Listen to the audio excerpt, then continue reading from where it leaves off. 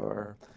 All right, we are live. Listen, we are flying by the seat of our pants, as always. Welcome to Guitar Breakdown with Dave and Steve every Friday. I hope you guys are enjoying this. We got some really cool stories to tell today. One, we had somebody very special comment on one of our videos.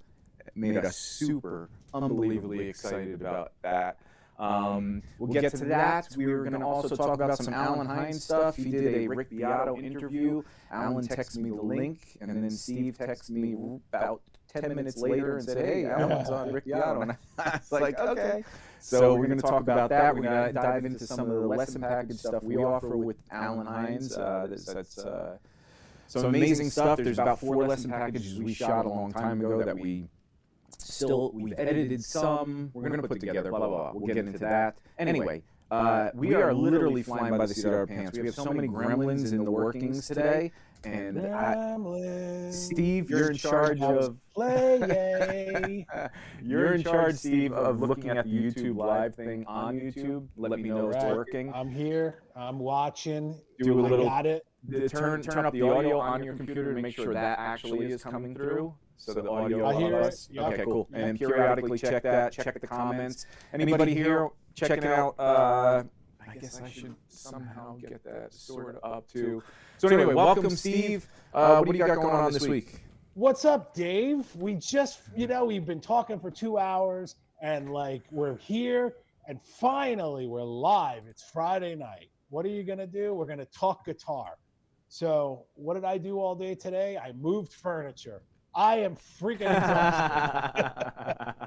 and I know I'm already coming out strong, but I think I'm gonna come out and I'm gonna do one of these because you've done the last 2 or 3 of these. I am actually showing up with a drink today. Okay, and I don't really do much drinking, but the other day I go to Stu Leonard's, which is a grocery franchise here in Jersey, and they have this young lady, and she's got this little thing on the counter. And I'm looking at it right now, and and I look at it, and I'm like, "There's no way I'm drinking this. Look at the can color. It's move it towards your face. It's a total girl's drink. Okay, move it towards the camera. Total girl's drink. How we doing here? Yeah, that's good. Hold still. What is it?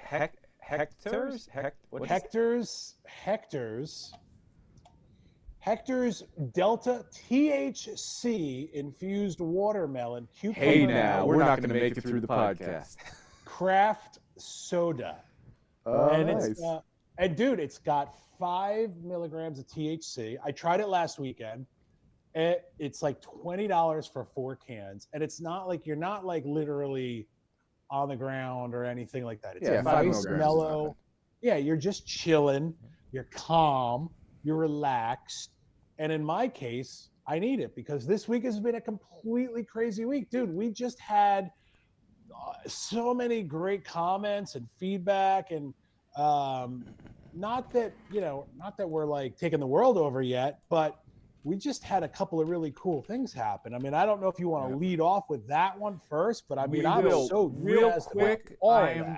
Real quick, I'm just going to post this on our Facebook page and say we are live.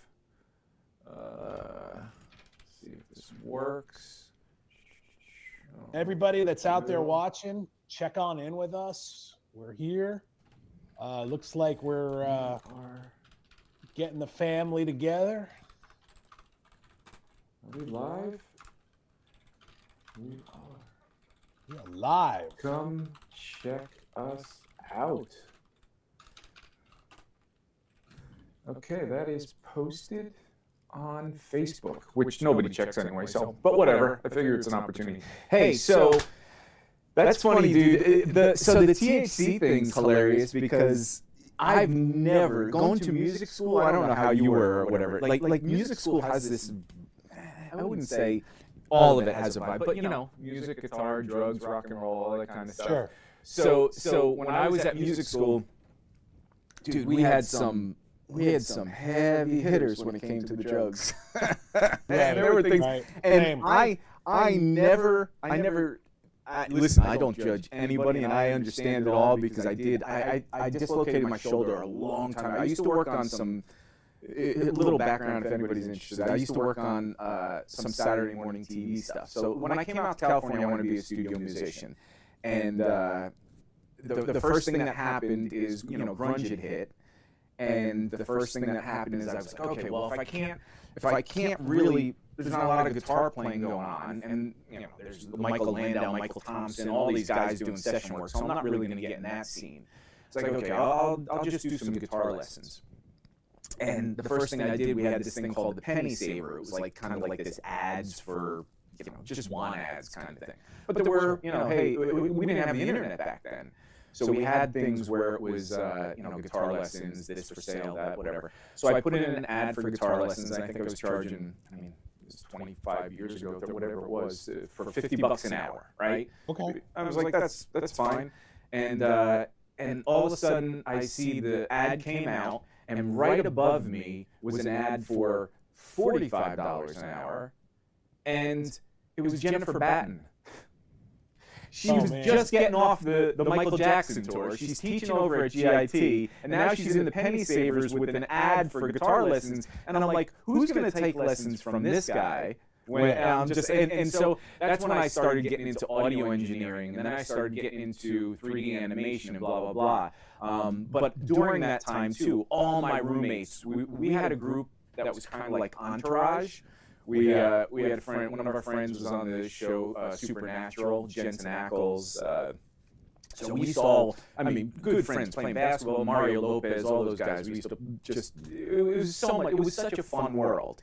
We'd go to the Playboy Mansion all the time. We had this girl that her dad invented the pacemaker. And so he had this $52 million house on Mulholland and Beverly Glen, which one side overlooked the valley, one side overlooked Hollywood. And it was just, it was absolutely insane. We had a key to our place, and it had this lagoon-style pool with 3-level cliff diving. Inside the cliffs were his and hers bathrooms separate. The bathrooms were about 800 square feet. There was a shower. It was party central. It was insanity.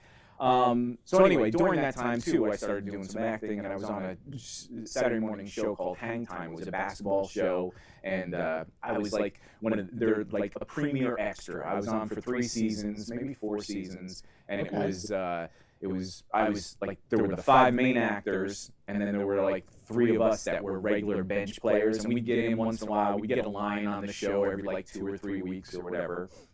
Did you get a SAG card out of that, or no? Yeah, well, that was after, actually. But yes, I got my SAG card through something else, another movie or whatever. Oh, okay, cool. But anyway, so I got off on a tangent, but it had to do with the booze, the rock and roll thing, and so I don't remember why it tied to all that, and it just I didn't tell that story just to say what I did in my life, but right. You're hanging out with Mario Lopez. Well, right. I can tell you this. There was like a lot of dudes that went to MI that didn't seize the opportunity. Like, I'll put it that way. There's a lot of guys that went out and partied pretty hard. I rarely, if anything, ever drank. I never smoked pot. I never did drugs. Dude, there were so many beautiful girls, and I was just like, oh, I'm gonna go home and practice. You know what I mean? Like, I know, I did the same thing. It's ridiculous. But I figured, my dad was floating the bill. I owed it to him at the very least to at least put 120% of the effort into getting something back. And I didn't. It's not to say that I didn't enjoy the time, but I never partied. I was never a big party guy. I always wanted to practice and play guitar, and and I always kind of, I don't want to say I looked down on guys that partied, but I didn't take them quite as seriously, like as musicians. Usually the guys that partied, their bands were probably not quite as good, and so I don't know. So long story long, I never got into drinking, and it's funny because I ended up as a wine sales rep, like 15. That's funny. Yeah, 20 years ago, I was selling wine. like in liquor stores to, all the liquor stores and some restaurants. Oh, you were telling me, who's that really, really popular YouTuber that everybody knows? Yeah, Gary Vaynerchuk. Yeah. Yeah. What's Gary V. He owned a store. Yeah, right. His father has a store here in Jersey, and I used to call on it for the. I was the guy that would go to the store and put up all the little displays, and they would come out, and the father would yell at me for, "Oh, don't put this here, don't touch this, don't touch that," and like I had worked in the music business pretty much my entire life. I left working for a record label because at the time the world of distribution was changing because of the digital illegal downloading, and I came from the world of physical. That's what the way in 2003, 2004, labels were kind of starting to go down that hill, the trajectory of going downhill. So I got out and worked in the liquor business for like 5 years before I kind of came back in on the music end with the company that I've been at since 2009. But yeah, I met him a bunch of times, and yeah, it's an interesting world. But I never really drank much, and literally this tangent is because I am drinking Hector's THC infused soda, and it's I gotta say, man, I love this. I'm totally into it. I don't care if it's a girl's drink. I don't care. Well, flex on me all you want. So that's the funny thing, because like the whole, again, same thing. Did not do any, didn't, the cocaine that was, whatever, all the heavy stuff that was available, nothing. Just never had any interest. And same thing with pot. I didn't do anything, didn't have any judgment against it. Just was not, I was so, I never understood. I assumed it made you feel good and feel whatever. And I already felt that way. I was so I am the happiest person in the world. I have some, like everybody, financial struggles, this, that, whatever. But no matter how bad it gets, I have the best time every day, between playing tennis, between doing my guitar stuff, whatever it is. I'm literally having a blast. So I'm like, I don't need. But then, as pot became legal out here, a buddy of mine said, "Oh man, we should go get some gummies and something." I'm like, "What the hell are gummies?" and whatever. So we ended up get those, and they have these huge discounts. This is when it just became legal and everything. And I was so nervous of taking it, like a 5 milligram thing. I cut it in quarter because I was like, I want to see what happens. It's like I'm taking mushrooms or something, right? And then nothing happens. Then I take a half of this, and then I realized, like a year later, I still have these things, and I've never really even used them. And then now it's everywhere. You go to every time I go to New York, it's like they got these vans that start at like 10 o'clock. They pull up on the street and they're down the street, and you just smell it as you go. And anyway, this is not the drug podcast, but since you brought up your drink, we weren't really here to kind of sell the allure of drugs and guitar. But hey, it's part of it. Hey, listen, I'm not an alcoholic. You're an alcoholic. So that's the second podcast we're going to start. And that is, this week for me, is the Oban. This is super amazing whiskey. It's a Scotch whiskey, and it is a fair price. It's not, maybe 70, 60 bucks or whatever, but it is one of my favorite. My buddy Mark turned me on to this, and he is an alcoholic. And but anyway, this. Hey, Dave. Yeah. I apologize. There's bad echo. There's bad echo? Yeah. Hey, Rick, if you're there, can you just let me know if that's on Dave, who's drinking and talking, or me with the Misfit shirt on? Oh, interesting. Because we're not hearing it, right? No, I don't hear it. No, let me turn off the... Or Jay. Jay Shacklefoot's here as well. If one of you guys can... It's Dave. Dave, you freaking... All your gremlins, man. All right, you know what? I'm going to... Hold on. Yo, dude, triple echo. Triple echo, this is great. All right, I just turned the setting off. Let me know if, man, I'm sorry, guys. So all that was a waste. Let me know if it's still echoing. I just turned off the setting, and now I'm using that mic, and it shouldn't, the other stuff shouldn't be coming through. I kind of hear it now. You hear the echo now? Yeah. Good God. Okay. Let me auxiliary mic. Let me mute this. Steve solo link. All right. Let me know. Still is okay. I just turned off one more thing. Do you Oh, still that sounds hear it? much better. That sounds much better. Let me see. Go ahead. Better. Test. Am I echoing through the world? Steve or Rick, thank you for helping us out with this. This is Rick's the producer of the show, by the way. Got it. Thanks, man, Rick. I found the gremlin. All right, now we've been on for 15 minutes. Let's start over. Welcome to, and let's talk about the drugs. Anyway, all right. Thank you, Rick, so much. Appreciate that. You're a huge help. Let's see. We got another comment too. Good evening from Jay Shackelford. I remember you, buddy. Check it in. Welcome back. Hey, I'm upset with you guys. Oh shit! Now this is starting. Richie Sambora album, man, is good. About his new solo album, Father Time, feels so relevant when you're oh yeah, dude, Father Time. That's one of them. I mean, just everything off of that initial solo album. And he's got a new one. Oh no. It's good. He did one. He did one not that long ago at Orianthi. Oh, did he really? Oh yeah. Okay.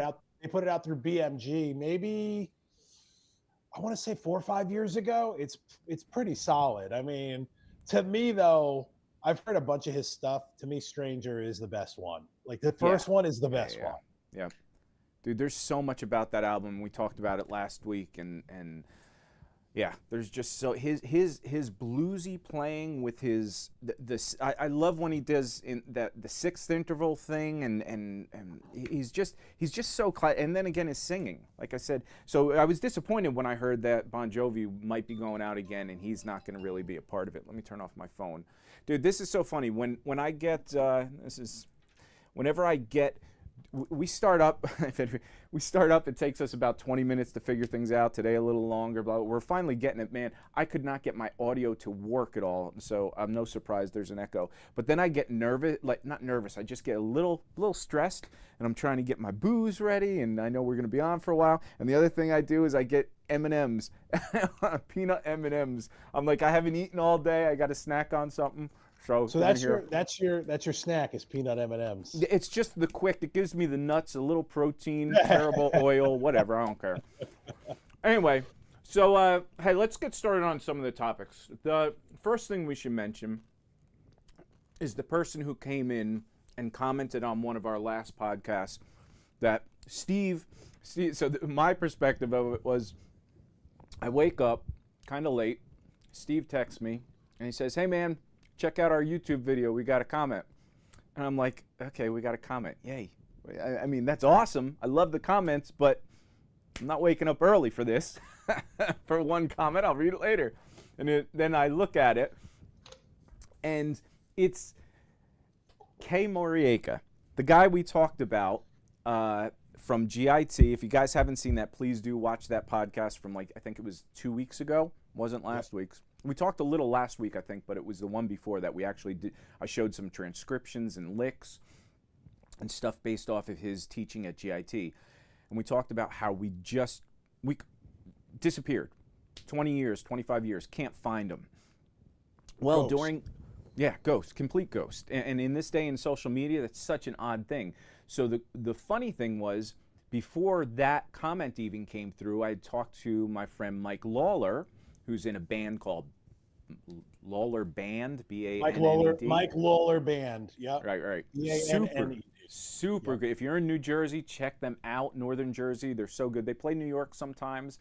Mm-hmm. He's an amazing guitar player. He went to GIT. I taught with him back in the day in New Jersey. Anyway, so it turns out he told me that his cousin, who was a singing instructor at GIT, was married to, who did he, and I forget who. I'm so bad with all this stuff. If I don't know a person, I don't know a person. Where is Lawler? Sorry about this. Mike Lawler. So her name is Corinne Sheehan. Yeah. Sheehan. and she was a vocal instructor at GIT. I think for 2 years in the '80s. She had won Best Vocalist in LA. She was really good. She was a teacher when I was there. She's really good. Did you ever sit in a class or anything, or here? Well, I never did the singing thing. I mean, I would have, because she's pretty easy on the eyes too. So and when you're 21 years old, it's even like right, but, right. But yeah, no, she really was a really good vocal. Okay, so she was married to Toshi Hikita. Okay. Do you know who that is? No idea. Yeah. No. So apparently, Toshihiketa.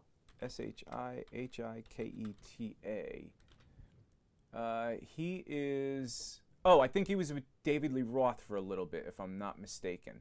Okay.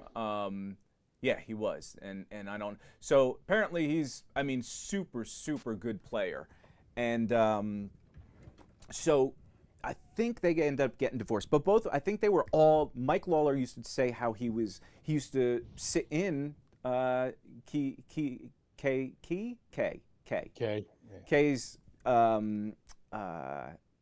open counseling class. Did he only teach open counseling? Yes. Okay. As far as I know, it was only open counseling. Okay, so he used to sit in there with him, plus his cousin, the cousin, and I just said his name, Toshi. Toshi were really good friends with him, and so I was like, oh, okay, this is awesome. This will be my in. Hopefully, one of those is still in contact because she apparently was really good friends with him. Okay. Then I get this comment, and I'm like, oh my God, this is awesome. So I just contacted him back, or responded to his message. I am hoping, if you're watching this right now, please let us chat. I'm so interested in hearing about your GIT days, about just everything. Even going into, he was in the comment, he mentioned he got more into composing, arranging, and doing all that stuff. He said he was a little disappointed, like all of us were, when grunge hit, and it really took the feet out of. I mean, it was Karate Kid, sweep the legs, Danielson. We were just down. No guitar stuff, and all of us too. It's not even so much that there wasn't guitar stuff. It's like I just love playing that stuff, and there was nowhere to play that. There was no audience for that anymore. So yeah. I just want to hear his story, man. Yeah, no, it was when I saw that comment that he had left us on the page, I was like, oh my God, this is like the good part of social media. Yes. You know, this is the positive part. This is where you're bringing people together, you know. And to me, when I saw that, because the one thing that I wanted to do was find out where this guy is. So we did reach out to Key, and hopefully he'll get back to us, and you know, we'll have a further story.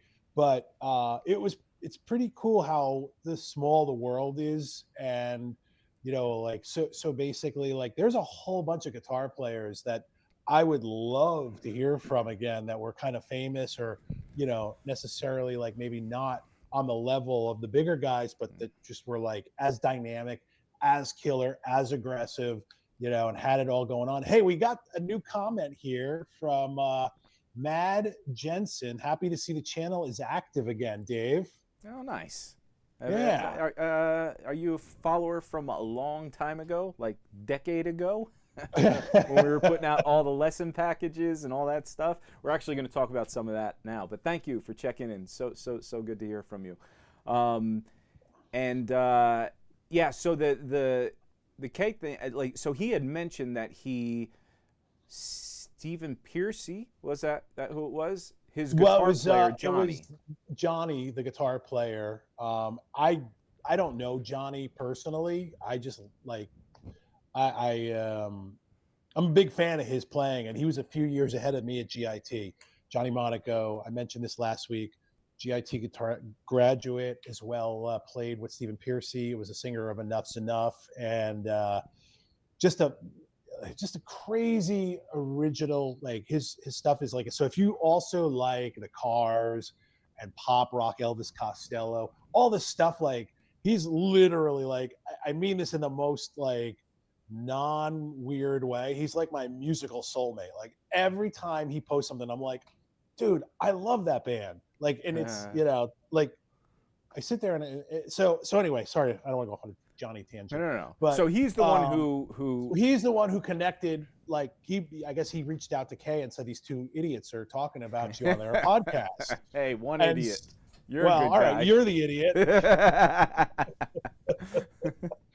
You know, so but he had mentioned to him, and that's how we got the comment. And I thought the thing that was really cool about the comment was just that he put it in a way where it was like he was just happy that people were talking about him, and that meant a lot to him. And to me, like, you know, some of these guys from the 80s that didn't get the fame that should have, it's like, dudes, like, thank you guys so much. Like, I say this like not at all with any ounce of anything but sincerity. It's like, thank you guys for bringing the guitar inspiration to me. Like, you know, at GIT there were so many guys, like for every Paul Gilbert, Scott Henderson, there was a K Marioka, there was like a guy like a Don Shaw, like there was Ian Hersey. There were so many guys that were awesome. I mean, you had like mid-level dudes like Darren Householder was there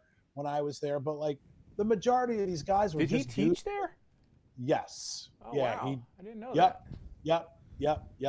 And yeah, he was there, but like again, there were so many guys. Like there's like a dude Don Shaw who's from South Jersey who I'm friends with. He was very, very. He's actually I owe my love of Gary Moore to Don Shaw.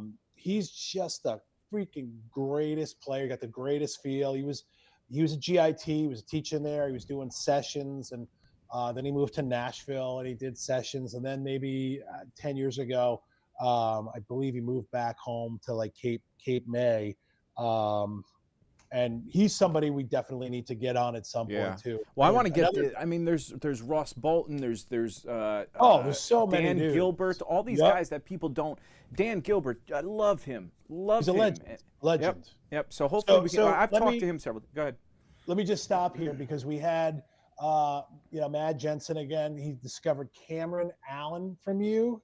He also had some love for the Guthrie Govan lessons that you did, and it was about 10 years ago that he had discovered you. So nice, dude. Yeah, Thanks, dude. Well, man. that's, you know, we're putting the flashlight back on. We're putting the bat signal back up, and you know, we're back. I mean, that's it. Dave's back. So Cameron is. We're gonna do. We've done a few top 10 lists, and one of the top 10 lists we're gonna do is like our top 10 YouTube, not YouTube guys, but guys that may not be as popular in the whole world's guitar community, but they've gained some traction on YouTube, and Cameron's one of them, man. He teaches at AIM. I met him through Carl Culpepper. He said, man, we got this kid that's teaching here that's just smoking, and he is one of my favorite guys out of all, because he just plays some original stuff, very fusiony, jazzy, but it's not just, I mean, he's got a lot of tapping and things that I don't tend to do personally, but I like listening the way he does them. I like to, same thing with even all this fast picking stuff. I mean, there's a topic I wanted to get into real quick, like the stuff like the Guthrie Govan and all that stuff, and the fusion, the Scott Henderson. I know lately, I mean, we've only done 3 or 4 of these things, and I'm talking a lot about Jason Becker, and we're going to talk about him more today because I'm just on this Jason Becker kick, and I'm on this super, super 80s kick right now. But I'm still in the background doing Scott Henderson stuff, Chick Corea. I transcribed some Chick Corea stuff. I transcribed a Charlie Parker lick the other day, and I'm still heavy into that, and I want to introduce some of that here soon, but I'm just on this wave of 80s stuff, especially Jason Becker, and I want to talk a little about why that is, because I really figured a few things out this week. But Cameron Allan's one of those guys, Guthrie Govan, so I don't know if a lot of people know, I did some lessons on him on the YouTube channel, but I also work with Jam Track Central, and I have a lesson package out there that's, again, years and years old, but they put out all those jam tracks of his that he was doing, the Larry Carlton styles, all those things, the late night set, or the sessions, I forget what it was called, but a lot, they had probably 8 packages of his, and I took 20 licks from all of those things and did my favorite 20 and broke those down, because Guthrie never broke those down. He just played, and then you had the transcriptions. And so I dove into some of those licks and like, this is why this works. This is why, you know, this comes from this scale. This is why the pattern is so cool. This is how he introduces the chromatics. And each one was an arpeggio kind of thing, a chromatic thing. It was a bebop thing. There was, dude, Guthrie to me, I understand some people don't really absorb his stuff in a certain way. They hear the overall thing and it's a lot of notes a lot of times and whatever, and it's very precise. But to me, it is so musical, and there is I learned so much from him. In fact, I was going back to some of those old, we're going to talk about Allan Hinds and some of those. I pulled out all my old lesson packages on hard drives, and some of them was the Guthrie stuff. So I went through the Jam Track Central stuff, and I was just learning some of these licks. I'm like, my God, it's just so fun to play. So anyway, so thank you for coming back and checking this out again. We're going to be uploading a lot more of the older fusion stuff, new stuff, but talking about more of the fusion jazz thing. I'm not too distant from it. This 80s thing is just crushing me again right now. I'm having a moment of reminiscing, to say the least. Yeah, I think that's also partially me doing that too, because, you know, anytime we kind of get together, it's just more of like we're celebrating kind of the dudes that kind of brought us together when we were hanging out. And I mean, a lot of those guys did also kind of, you know, inspire us. But for me, you know, we've just been kind of, you know, like just kind of getting juiced on all the guys that we've been talking about over the last like month. But yeah, no doubt, man. Like there's so much, like the fusion guys of like the 90s to me. And like obviously the you know, the Carlton and DiMeola, like the 70s guys, Robin Ford, you know, that's like the 1A. And then you have your 1B guys, you know, where they came in and they ushered. You like mixing numbers and letters a lot. Yeah, well, 1A, 1B, 1C, it all, you know. But it's really like, you know, you look at it like they're the top guys, and you have the guys that came in the 80s, and then I'd put Holsworth in there with your 70s guys. Right. But really, he inspired, really, I think Holsworth more so inspired like pretty much like all the big fusiony guys of like the 90s, I think. Oh, everybody. So. I mean, even Eddie Van Halen. I mean, he was, again, that's going to be a total, him and Sean Lane are going to be their own separate little conversations. Those two just changed the world when they came onto the scene. Dude, I'm noticing that you have a Misfits shirt on. That's so funny because they're from New Jersey, right? Yes, yeah. Okay, so I have a side story. I kind of knew them. Like they're so in our small town of Vernon, New Jersey. Well, Jerry Only lives in your town. Okay, so that's it. Yeah. So when I was a freshman in high school, you know, we all had these little part-time jobs or whatever, and he owned a factory in New Jersey in a small little thing. It was an X-Acto knife factory. So they put together these little X-Acto knives, and they had little flashlights, those little kind of just little tube flashlights or whatever, and they had their rehearsal thing in the back. It was just a room, and they would just always be rehearsing there. And they were the funniest guys because they were like slave drivers. They'd be rehearsing, we'd be, you know, a bunch of punk kids, like just idiots, just running around having the laughs and just putting together these X-Acto knives. We have boxes of pieces or whatever, no assembly line at all.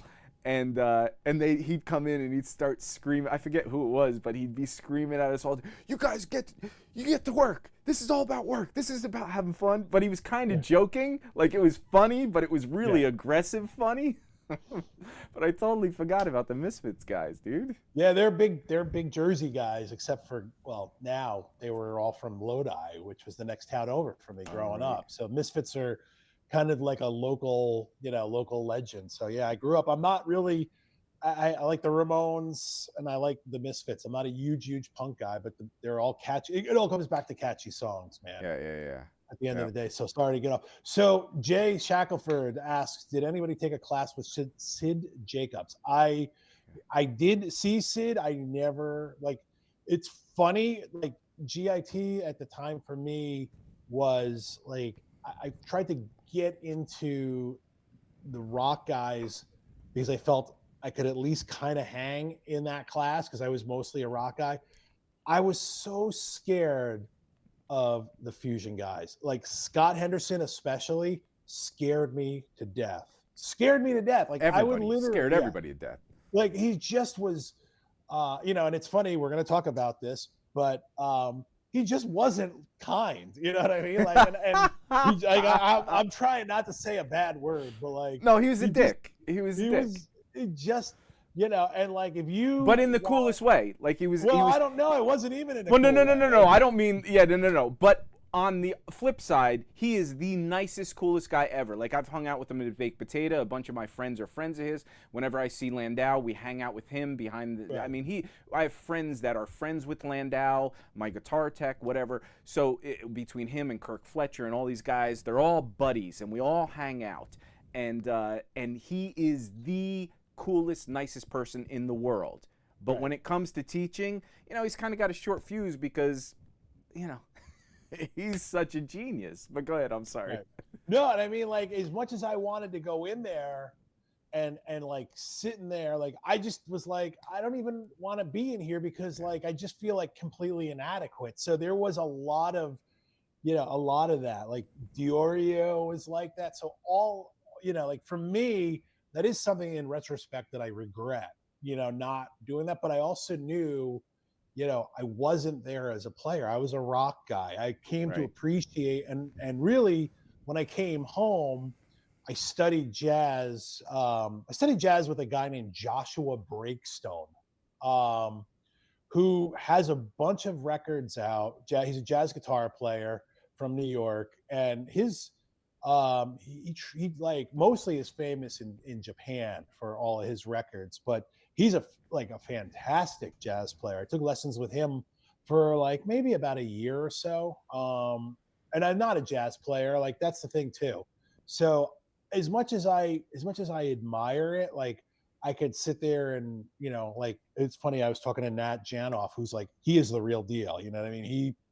He's like a real deal jazz player, and we're like longtime friends, you know. And he's like, dude, he goes, you could be a jazz player. It's like, and I'm like, yeah, man, but I'm not. You know what I mean? Like, I'm not. It's just, I know what I am. Like, I can fake things. Like, you know, you go on my Instagram page, and I have like a bunch of Joe Pass stuff that I've transcribed, but it takes me a year to do it. I just know. But like, if you ask me to play, you know, maybe some Rat or some Motley Crue songs and get up there and play them with a band, yeah, I can do that stuff. And yeah, I mean, I love the fusion stuff, but I just know that that's kind of where it ends for me as a player. You know, like I think my line where I kind of delineate that is really like as a fan, I'll listen to it all. I'll go across it and go into Charlie Parker land. But as far as a player goes, I kind of stop at that like Andy Timmons, Allan Hinds, Carl Verheyen,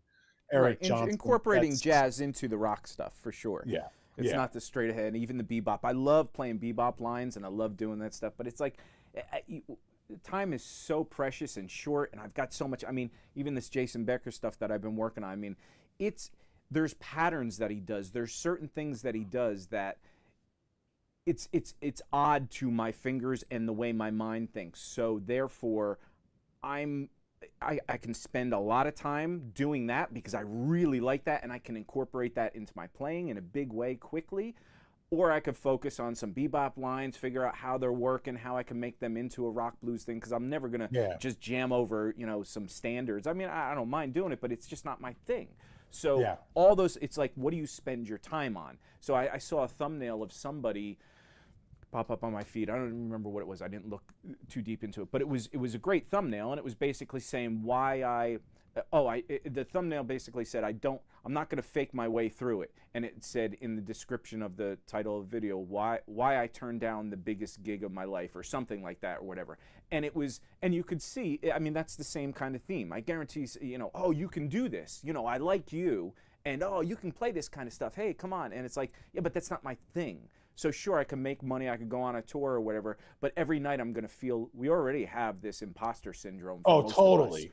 So if you're on a tour doing that, and then there's guys in the audience with their arms folded and they're watching you, you're like, the first thing you're thinking is, man, I don't belong. I better nail this lick. I better, Yeah. So it's like life is so short. Do what you enjoy. Focus on that. Experiment with the other stuff, and maybe that'll lead you in a different direction. But finding you is important. It's hard, and I mean, like, I think to be, candid, I was so focused on writing tunes in the '90s and playing with original bands that, like, I kind of didn't have time to study because I was so busy hustling and working that I kind of lost that part of it. Which is why now, I don't want to use the word retired. I just don't gig, don't do any of that anymore. I can kind of cross those boundaries and stuff. So we have a couple of more comments here from Jay, and Jay saying that he studied with a guy, Ronnie Lee from Midtown Manhattan many years ago, and he knows what we're talking about. He's trying to teach me how to read, and he wanted tab, and now I regret not doing that. Then he says, been learning how to read guitar music. Do you guys read music or use more tabs? I can answer that for me, and then Dave, you can answer that. But I started originally playing saxophone in 3rd grade. And honestly, like, I played saxophone until 10th, till I was a senior. I started playing guitar when I was in 10th grade. So I have a, high school grade level reading ability for guitar, because that's really kind of where it ended. And I took it at GIT, but it was really based on, like, it was all muscle memory from when I was playing saxophone, and then just learning the positions and stuff.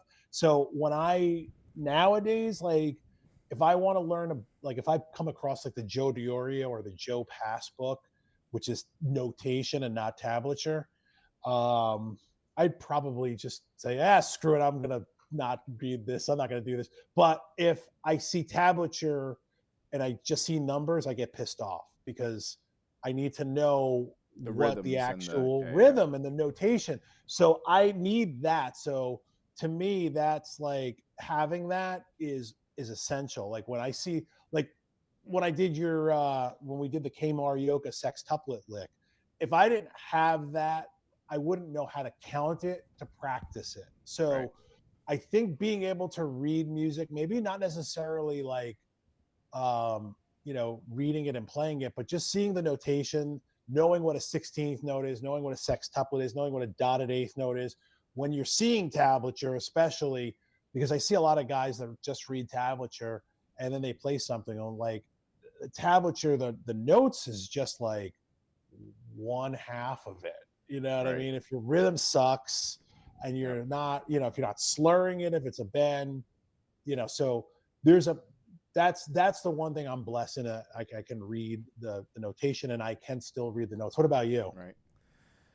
So that's the funny thing. That's part of why Guitar Breakdown stopped for so long, because I have a crazy fight with myself when it comes to transcribing. So I do read music because I've transcribed so much stuff, and I've had to actually notate it. And a lot of people use Guitar Pro and a few other things to transcribe. I'm not a fan of those softwares because it doesn't notate guitar stuff the way I want to notate it. My first thing of really respecting notation are 2 things. We had a notation class with Carl Culpepper. He's done some stuff on our YouTube channel. He was a teacher and instructor in the Atlanta Institute of Music, and he was with the Wolf Marshall. In fact, he studied under Wolf Marshall for years. And so he was in the Hal Leonard, the Cherry Lane, all those kind of things.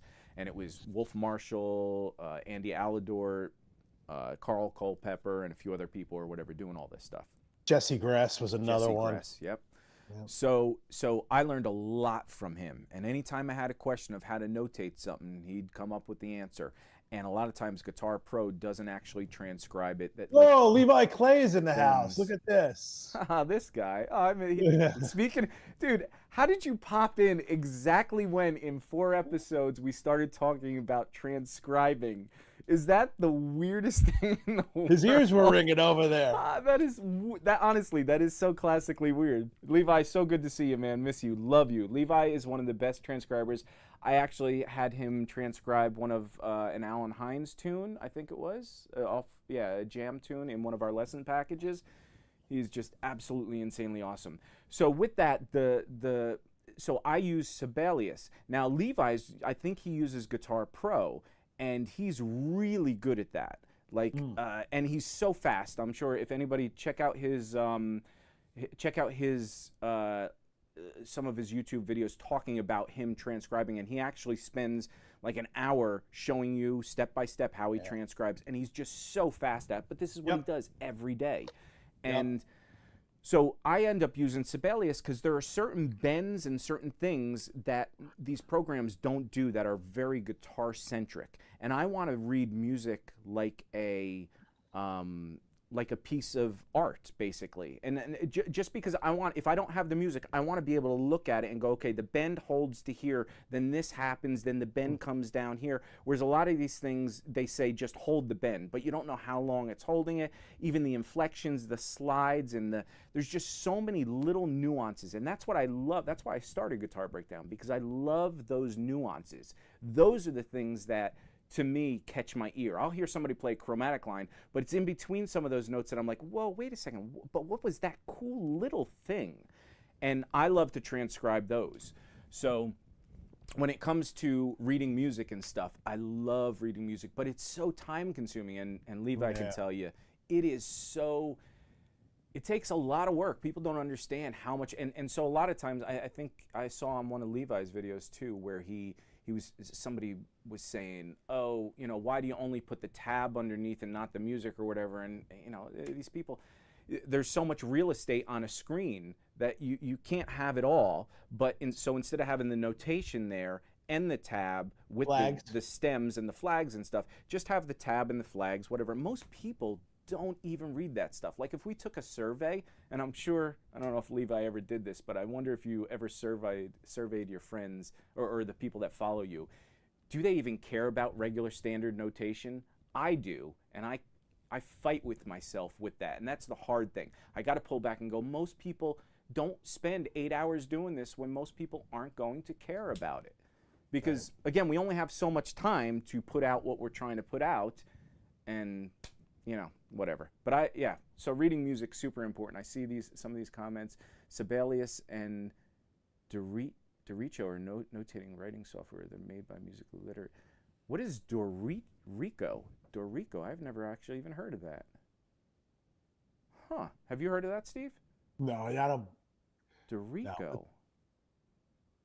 That's interesting.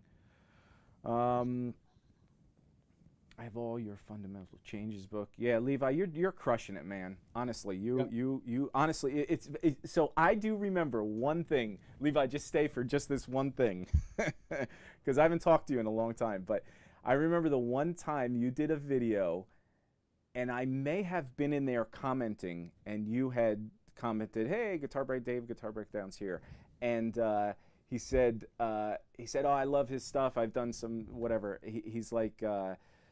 But, oh man, I just totally lost what I was going to say. You said if I was always wanting to put together a YouTube channel. This was early on. And you said if I put together a YouTube channel, I'd want to do kind of what Guitar Breakdown's doing. And I understood what you were saying, because you're the same kind of guitar student as we are, which is you love transcribing things, breaking them down into their small elements, which make them magic, as opposed to just, oh, here's a pentatonic lick, oh, here's this. And that just sticks in my head. I always remember you said that, and I was like, oh, that's kind of cool, man. Yeah. So anyway, I hope you're doing really well. And I love Levi's. He's a great follow, man. Like he just. Like when he makes observations about stuff, and it's just like, dude, like a lot of your stuff like is spot on. So, like I remember the whole VIP experience thing. He did something when he went to meet Zakk Wylde, which was fascinating. And I work in that world with like VIP experiences, and so that's the business that I'm in. So when you said that, I was just like, dude, you couldn't be more right. So a lot of the stuff. You're a great follow, man. Like your channels are excellent. A lot of great educational content, but then just like common sense shit, which we need a lot more of that in this world. Yeah. Dude, it's so much fun. And somebody's who was it? Mad. Do you usually play in position when reading, or do you try not to? I think guitar is annoying because there's so many places and so many notes, too many possible. Well, so that's the funny thing. That's what I love about guitar, is that you can take a lick, and that's what I love about taking the tab away from something and just reading the notation, because then I determine, one, how I would figure out playing it, and then I go into the thing of, okay, but that's a little complex. Is there a simpler way to do it? And then I watch how other people transcribe it, or I'll watch a video of, like if I transcribe, there's a perfect example I'm going to show of a Jason Becker thing, that there's just this cool idea that sounds so exotic. It is not exotic at all. It's just the way he's playing it. Sometimes it's something as simple as position changes, or it's it's using, and Jason, again, if you know, he's got huge hands, so he does these stretchy things, as opposed to a lot of people. They'll transcribe even the way he sweeps arpeggios. He does this one thing with an arpeggio, especially on the A and D string, and he does it a certain way where everybody else does it the other way. And I'll show it right now. So we'll get into a little of this Jason Becker stuff. So let me turn this on, and I'm getting a lot. So anybody who's watching this, if you get a lot of noise, let me know, because we're in Los Angeles and there is so much noise going on, electronic interference, and my amp is starting to like do those 60-second hums and just really go loud and come back and then not happen again for 5 minutes or so. So if you hear any of those, excuse me or whatever. But is that coming through? No, I have it. I'm playing it back. So okay. So there's a lick that Jason does in this one tune that's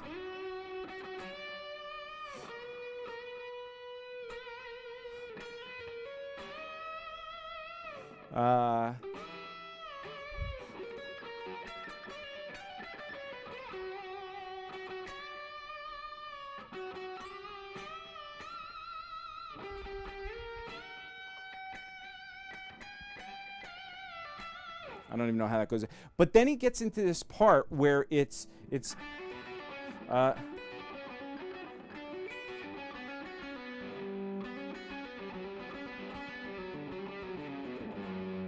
it's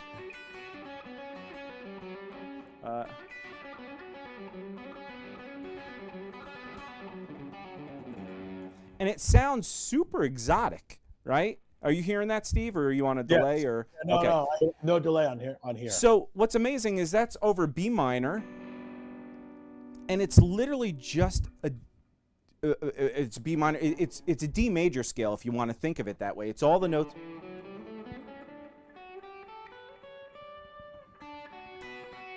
But he's skipping around notes instead. So it's really this arpeggio.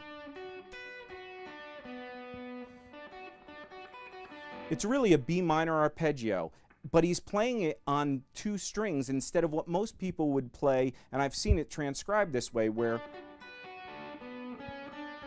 so it's the first 2 strings, D, 3rd fret, 7th fret of the B string, and then the 5th fret, the 7th fret of the E string.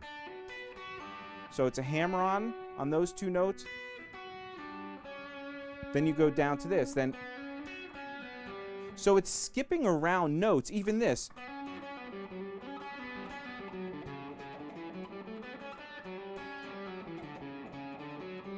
You can hear, but it sounds so exotic, right? But it's literally just a D major scale or a B minor,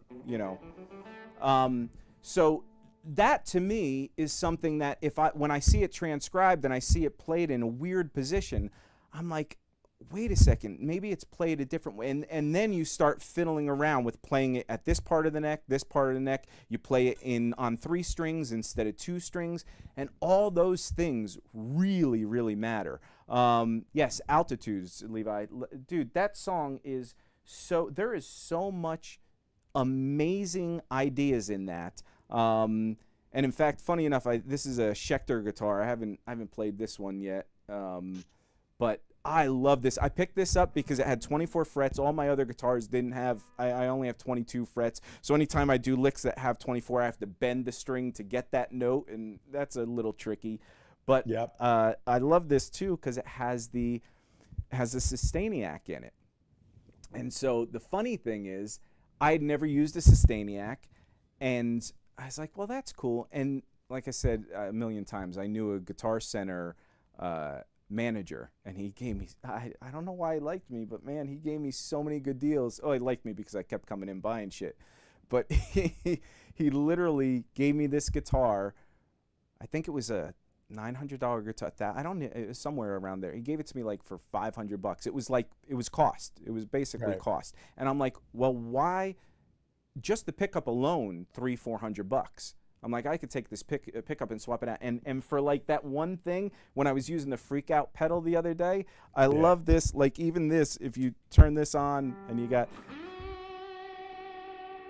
is that on or off? Yeah.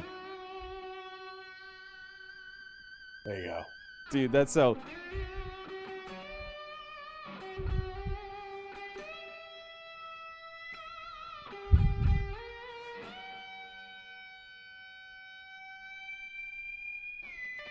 Dude, it's so fun playing with that Sustainiac, man.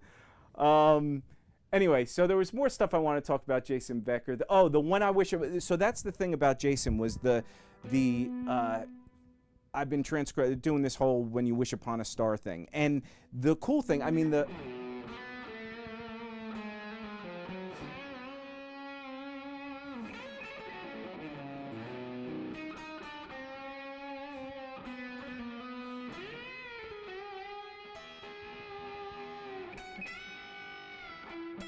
I think I have the Sustainiac on.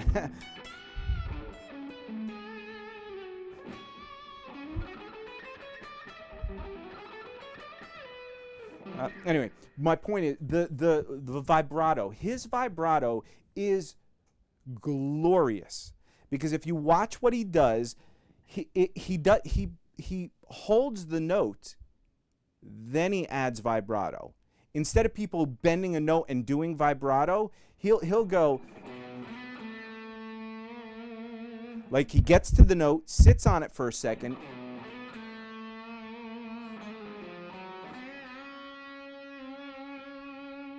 So then when he bends up, and even that, he gets a bend up, then down and up real quick, and then he vibratos. So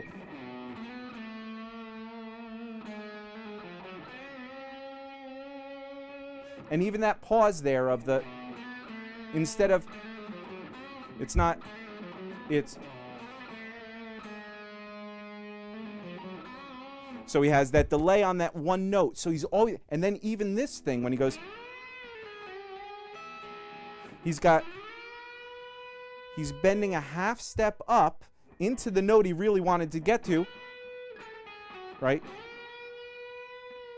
And then he bends down.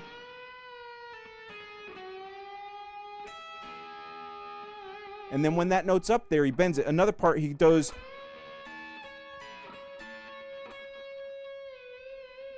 Then he adds the vibrato. Everything's it's almost like allowing your ear to adjust to the note, then add some vibrato, as opposed to getting to the note and just doing vibrato, and you never heard the actual pureness of the target note.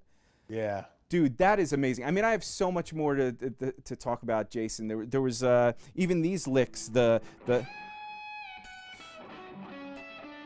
He's doing this, which is all displacement, right? Octave displacement. Or he does this thing here.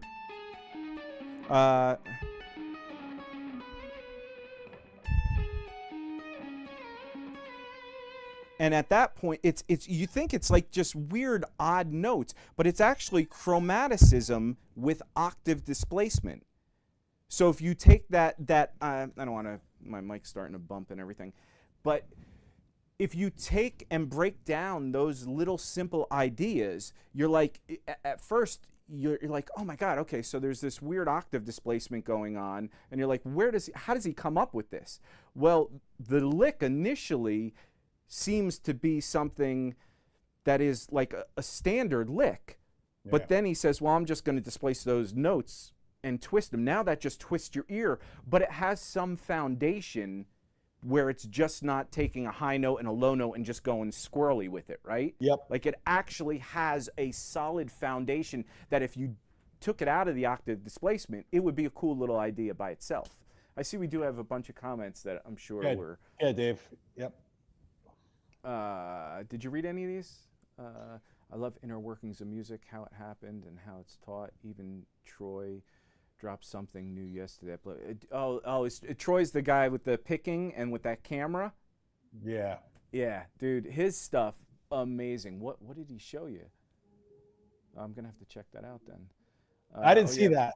Yeah, I didn't see that. I watch Troy's stuff often. I try it, man. I don't know. I mean, all you guys, does YouTube crush you every day? Like an hour could pass and all of a sudden you're just like, oh my God, I've just been going from video to video. And there's, again, that's that ADD sort of thing, right? I'll watch something Levi posts. I'll watch something Troy posts. I'll watch a Guthrie thing. And I'll get back to the Van Halen thing. And then I've got all my tabs sitting around and I'm like, dude, I can't do this all day. And it's almost draining, right? Yeah. Yeah. But there's so much good content out there. Yeah. No, it's true. And there's not enough time to like live. So you really have to be intentful with your time. But yeah, go ahead. I don't want to go off on a tangent about that. No. Yeah, for sure. But terms of Prima Vista reading quite decade, the fingerings while comprehend sheet music. Yeah, and again, so Mad Jensen is saying about how there's too many options and on the fingerboard. I think that's what he's saying. Decide the fingers while comprehending the sheet music. Too many options. There are too many options, but I think that's what's so cool. Especially that's why I love saxophone too. I mean, they're doing fourth intervals, doing all these things and everything, especially transcribing for guitar. It's so different on guitar, and so now your fingerings aren't just standard picking patterns. You're trying to figure out something that's not native to guitar, and now you start really become creative. Because again, if you turn everything off, if you turn your mind off of thinking about, here's a scale I know, here's a lick I know, here's patterns that feel comfortable. If you can get out of that realm, which it's so hard to do on guitar a lot of times, but so transcribing some Michael Brecker or anything like that, man, you are in a different world. Now you got the coolest part about those things. Again, you'll hear a line and you'll be, that's so cool. And you'll be like, wait, that's just pentatonic or that's just a scale. But it's the breath note taking off from a thing, breathing into that whole note.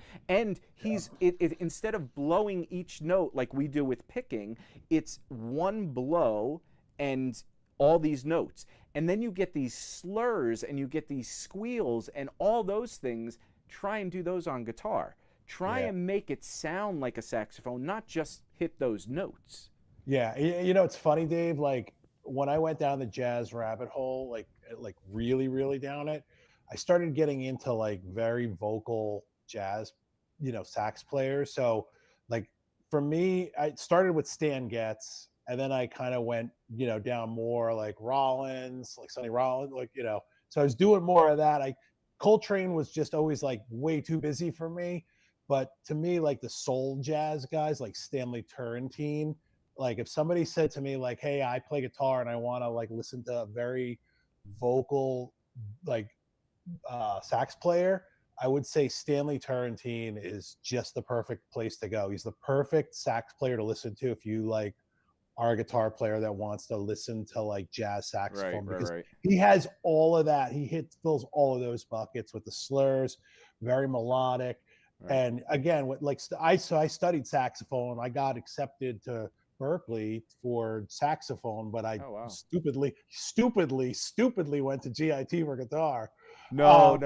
That experience can't be beat, dude. I don't care. I have so many friends that went to Berkeley. And it's a different. No, I would have hated it. I would have hated it. I was just, but my point was that like, playing saxophone, I was just like, at one point I go like, this is the dumbest instrument. There's, you look at the keys and you got your keys here, you got your keys here, basically. And then you're like, you got your accidentals and, you go like, all right, that's it. But man, the thing about saxophone is like, you can play those notes and in completely different, like it's all about the pattern. And with the saxophone, it's all about the embouchure. It's Right. really all about the breath. It's all, and I think playing saxophone is the only thing that saved my ass in being half of a guitar player at this point, because Yeah. I really, and you know my playing, but like legato obviously was something that I kind of inherited from playing saxophone, you know, and Yeah. so I would highly recommend that anybody that plays guitar listens to some sax, like, you know, at least at Or some just any point. horn, just any horn stuff, any breathwork Yeah. instrument, that violin, anything that has a different stroke to it as opposed to picking and stuff. And real quick before Levi leaves, I know his time's got to be precious too. The Jason Becker thing, dude. Yes, Jason's blues things. I gotta send you if you're interested. I don't know if you have it. So their AIM, when he came to AIM, we talked about it last thing. He jammed with one of our teachers before he did a clinic at our school, and he's just jamming clean tone stuff, doing the chicken, all blues. They're just doing these jams, and it's all just clean tone stuff. And and this is right when he got the David Lee Roth gig. And we talked about this a little last week this is when he discovered he had Lou Gehrig's, and it was, but he was still, his playing was just amazing. But it's that bluesy stuff, incorporating some of these arpeggios and stuff. But there's a tune called "Meet Me in the Morning." Have you ever heard that? Have you ever heard the "Meet Me in the Morning" tune, the cover he does? Have you heard it, Steve? No, I never heard it. No, dude, you have to listen to that. Once you get off this podcast, just listen to it. Take 5 minutes, listen to it before you go to sleep. It is one of my favorite Jason. Oh my God, dude, Levi, please transcribe "Meet Me in the Morning." You'll hear it, because it's all that bluesy stuff. It's. I think this is after he did the David Lee Roth thing, or maybe right before. I don't know if he was with Ry Cooder, learning some of the bluesier stuff, but it is so cool. Just a lot of sixth intervals, a lot of weird bends. So it is awesome. It's one of my favorite things. I'm sorry, I was laughing because Levi goes, it's like, where do you think I'm going? He's like, it's 2:30 here. He's still awake. It's 2:30. That's when I wake up and go to the gym, man. Like I'm usually in bed now at this point. That is rock star hours. I know, that's man. Funny. And that's a funny thing too. As we do these things, the thing that America's so messed up with, dude, is we have this feeling that everything revolves around us. Oh, fuck yes, dude, yes. And it's not so, even personalities of people that I don't think that way, but there's an inherent feeling about it. We think like we're the hub of something, and the time is, everybody's at the same time as we are, and and I'm always thinking, like, even when we're doing this thing, I'm like, okay, what time is it in Japan? Because we've had a few people from Japan comment and stuff, and I'm like, okay, what time in the world is best to even do these things? Like, so Mods is in I believe you're probably, if you're Danish, by virtue of my deduction, you must be, in Denmark. What time is it in Denmark right now? Yeah, but it's just crazy. We got all these things. We just started doing this, and like we just chose 8 o'clock East Coast time. One, because Dave's usually about an hour to set up late, because he still hasn't been able to figure it out. And I go to bed at 8 o'clock. I'm an old man, so like. So I'm way up past my bedtime. Yeah. So anyway, let's okay, Levi, for sure. When I stream, I plan to do them 11 p.m. UK time. Oh, that's interesting, because you Yanks expect to be convenient. That's so dumb. We do. Yeah, if you did, because my dad, he's in New Jersey, and I'm back here in California, and every time I'm like, oh, you staying up for even the Yankee World Series? I mean, huge Yankee Giant fans. And I'm like, last year, was it the Yanks were in the World Series, or was it 2 years ago? It was last year, yeah. Last year. And he's like, I'm like, you watching? I mean, we wait how many years? I mean, we had all those big runs, and it's been so many years for us to get in the World Series. I'm like, oh, you watching the game tonight? He goes, are you kidding me? It's starting at 9 o'clock or whatever it was. It was a late night game, and he's like, and then it went extra innings, and it was like 1:32 in the morning. And I'm like, my dad's too old for that shit. Yeah. No, it's tough. Well, it's funny. Matt's here saying it's 3:30. So, dude, thank you for staying up 3:30 that late. Wait, Yeah. 3:30 a.m.? Yeah. Dude, these He's people an are hour rock behind. stars. I mean, I'm Yeah. like the only one. There's like me and two other people I know. My guitar tech, Greg Bach, who just got off of the George Benson tour. Okay. He was doing that for the last year or so. He's really best friends with Michael Thompson, Okay. and he's gotten in really good with Michael Landau. He actually went to his house the other day, and they were having some drinks after the baked Cool. potato. But he's him and my musical friend that he used to be the musical director of American Idol for the first 2 years. Okay. Those are the only two. He stays up. American Idol dude Dave stays up till 5, 6 in the morning, and Greg stays up till maybe 2. I can catch him. So he's the only. As I'm doing all this stuff, till midnight, 1 o'clock. Well, everybody. I'll catch your texts at when I get up to go to the gym or something, and you see me text back, and I'm like, I've already slept for the night. You know what I mean? So, but I'll get your texts there was one point, I think at 4 a.m. It's 1 a.m. your time, and I'm like, yeah, man, you're up, and I'm just I'm texting you back. So it just feels good. I understand people. When I was starting to work out and lose some weight and all that, I was getting up early, and I mean, I'd see a sunrise. I don't think I've seen a sunrise for 20 years, and it felt so good to get so much done before noon. Yeah. And have the rest of the day and have all this energy. I was eating right. I was doing all the good things. And then I fell back into the thing. I understand that in the morning, everybody's asleep before work and all that, and you get a lot done. Well, that's me at night. I love the fact that everything's off. I'm not getting phone calls. I'm not getting a lot of texts. But then, of course, 4 hours into it, and I do have a glass of whiskey or something, and maybe I take a little gummy or something, and I'm like, all of a sudden, I'm like, I want to talk to somebody. I've been bored for 4 hours. You don't get up early to see the sunrise. You stay up late. That is true, Levi. that is true. Actually, we have a thing out here. We have SpaceX in California, right? So there's the space programs are in Texas, they're in Florida, and they're out here in California. Non-manned missions launch from California. The manned ones are from Florida.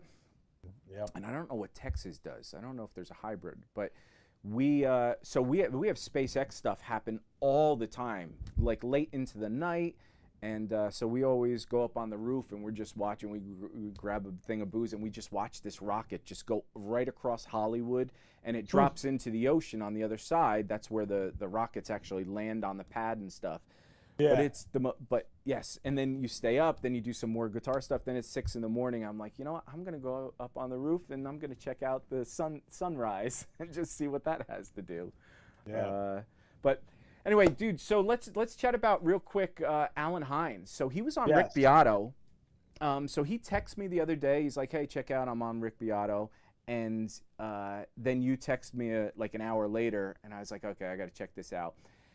And it was funny because I had talked to him a day after we had talked about it, and I had seen that, and we were going to play tennis. He still plays tennis. Allan, funny, he's an excellent tennis player. I've been playing for years, and I've been playing a long time. Very, very competitive. I play tournaments every once in a while, and so we play, even at 50, we play a really high level of tennis. Allan, unfortunately, had an eye issue where his retina fell off, got detached. Right, I saw that. He couldn't look up and stuff. He could and then he had a patch over it for a while. Yeah. That was cool though. He must have got a lot of girls with dude, that patch. Honestly, if he just put a little shawl across his so, and don't get me started with the girls in Allan. Allan is a girl magnet, especially at GIT. So he got so he has this issue with his eye still. It's he can't really see out of his one eye. So even tennis, so I'm always hitting to the right side of him. Get him there. But anyway, so we were talking about him, and he was telling me a little about his experience of Rick Beato, which was really fun to see the inside workings of all that and everything. But man, when I saw his playing, his touch is insane. And to be in, when we did all his lesson packages, to actually be in there and play on his rig, And I actually brought up my timeline. You know what? I don't think I ever actually had him. I wanted him to adjust the timeline, like his delay effects, how it doesn't get in the way. But he was doing a stereo setup at the time. I think every once in a while he messes with a wet, dry, wet. But he always does a stereo thing to get those clean effects on the one side. And dude, his tone it's just so, it's compressed in a non-compressed way, if that makes sense. It's such a crazy way that he does. Like, I just... Yep. It feels every touch of your finger. If you just put your finger on the string, you're getting a note. But the more you press and pick, you get a different roundness of shape of note. And you're not hearing the compression pull anything away. But it's not adding. It's such a strange thing. And it's not just compression. It's the amps he uses. And I always thought it was his touch. And it is a lot his touch. But I'm telling you, when I went up there, when I was transcribing that, and I'll show it on here, one of the lesson packages is our Blues Fusion lesson package. It's this song that Elegant Decadence that he did a long time ago. There was a YouTube video of him doing this real long 5-minute solo, 3-minute It's at the Baked Potato, right? At the Baked Potato. Yeah, it's fucking great. Man, that was the first time. That was before I had met Allan, and I had transcribed some of that, and I was like, man, I got to learn. So then I called him up, and I took a lesson once or whatever, and that's how we ended up meeting and becoming friends. But it is, I thought it was always his touch, because he gets this light dynamic to really hard and punchy and everything's just smooth and creamy. And then when I went up to his place, after I had transcribed and did my part of the lesson, because that lesson package is like a 6-hour lesson package, it's him teaching it, and then it's the transcription, but it's then me. He teaches for like an hour and a half, a little over an hour, and I teach for like 3 hours of really breaking down each lick and showing you how you can take this idea and do this with it, and it explores a little further. But when I went up to his house, I mean, I had his playing under my skin because it was those little nuances. Yeah. But I could never get his tone at my place. Like, it was close, it was good. When I went up to his place and we shot the next lesson package, I was playing through his rig, and I played some of those licks. It was him. Like, I know it sounds stupid. Like, no, I don't have his touch. No, I don't have it. But that feeling that I heard everything he played, I was like, dude, it's there.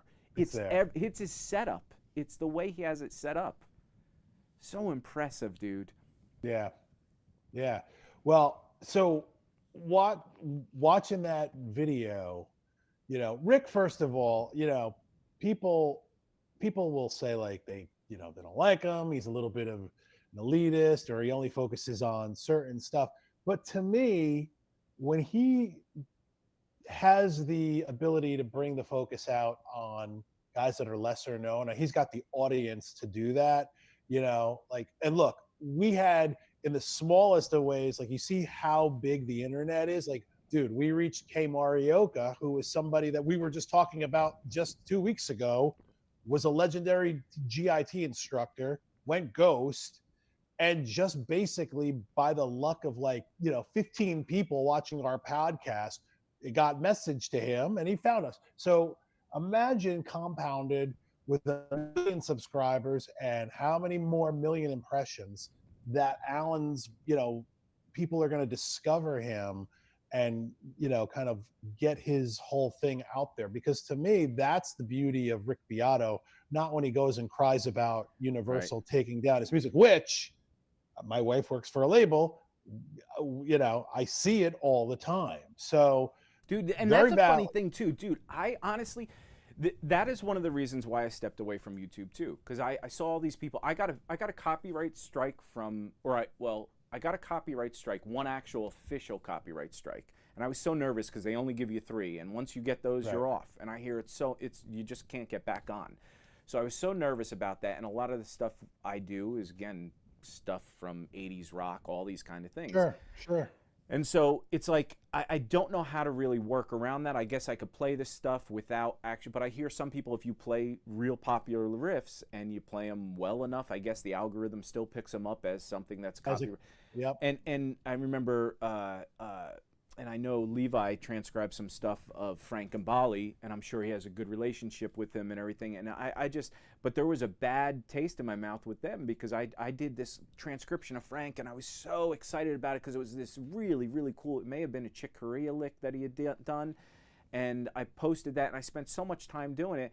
And literally, I get an email, like 10 emails from Gambale's camp saying, take this down, or you can pay us $500 to keep it up or whatever. And I'm like, I'm not paying you $500. Are you kidding? And so I took all my work for that video, I took down. And then that extends to this whole thing of, like, I see all these people doing videos on Whitesnake, David Lee Roth, you know, Bon Jovi, all this stuff and everything. And how are they surviving and having these channels that aren't getting taken down when I'm nervous about these copyright strikes?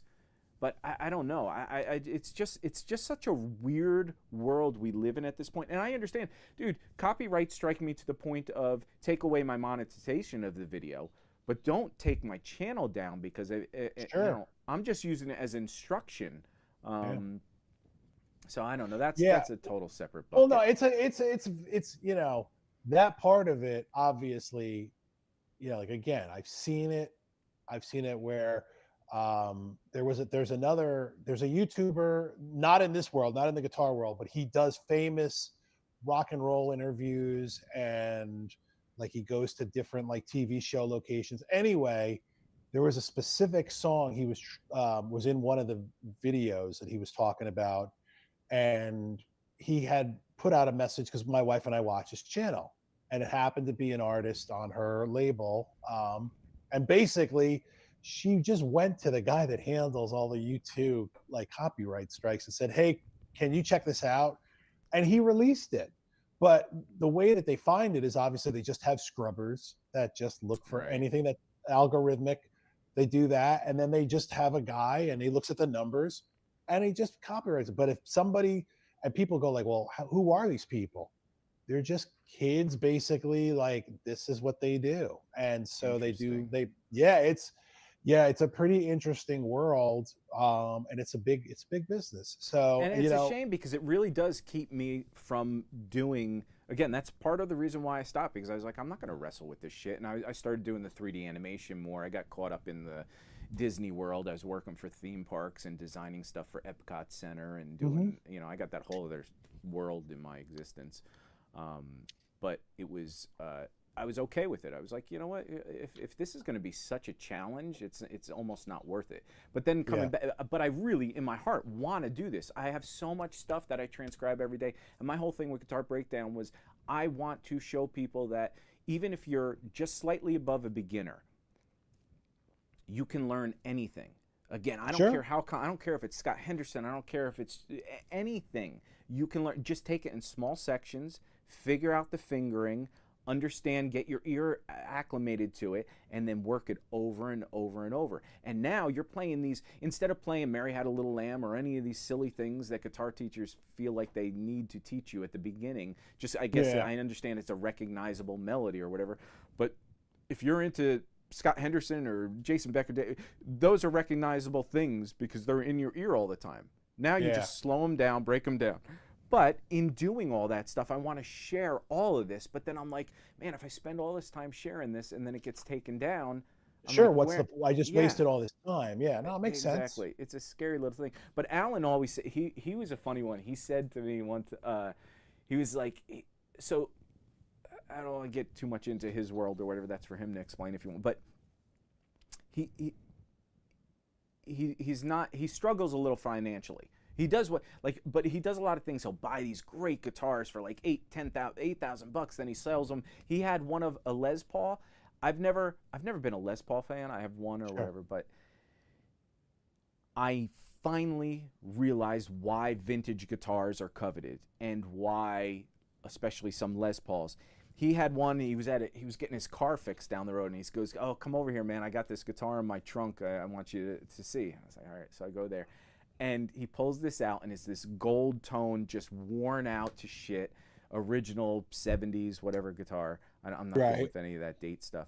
And I picked it up, and without just playing it behind his car, I was like, holy shit.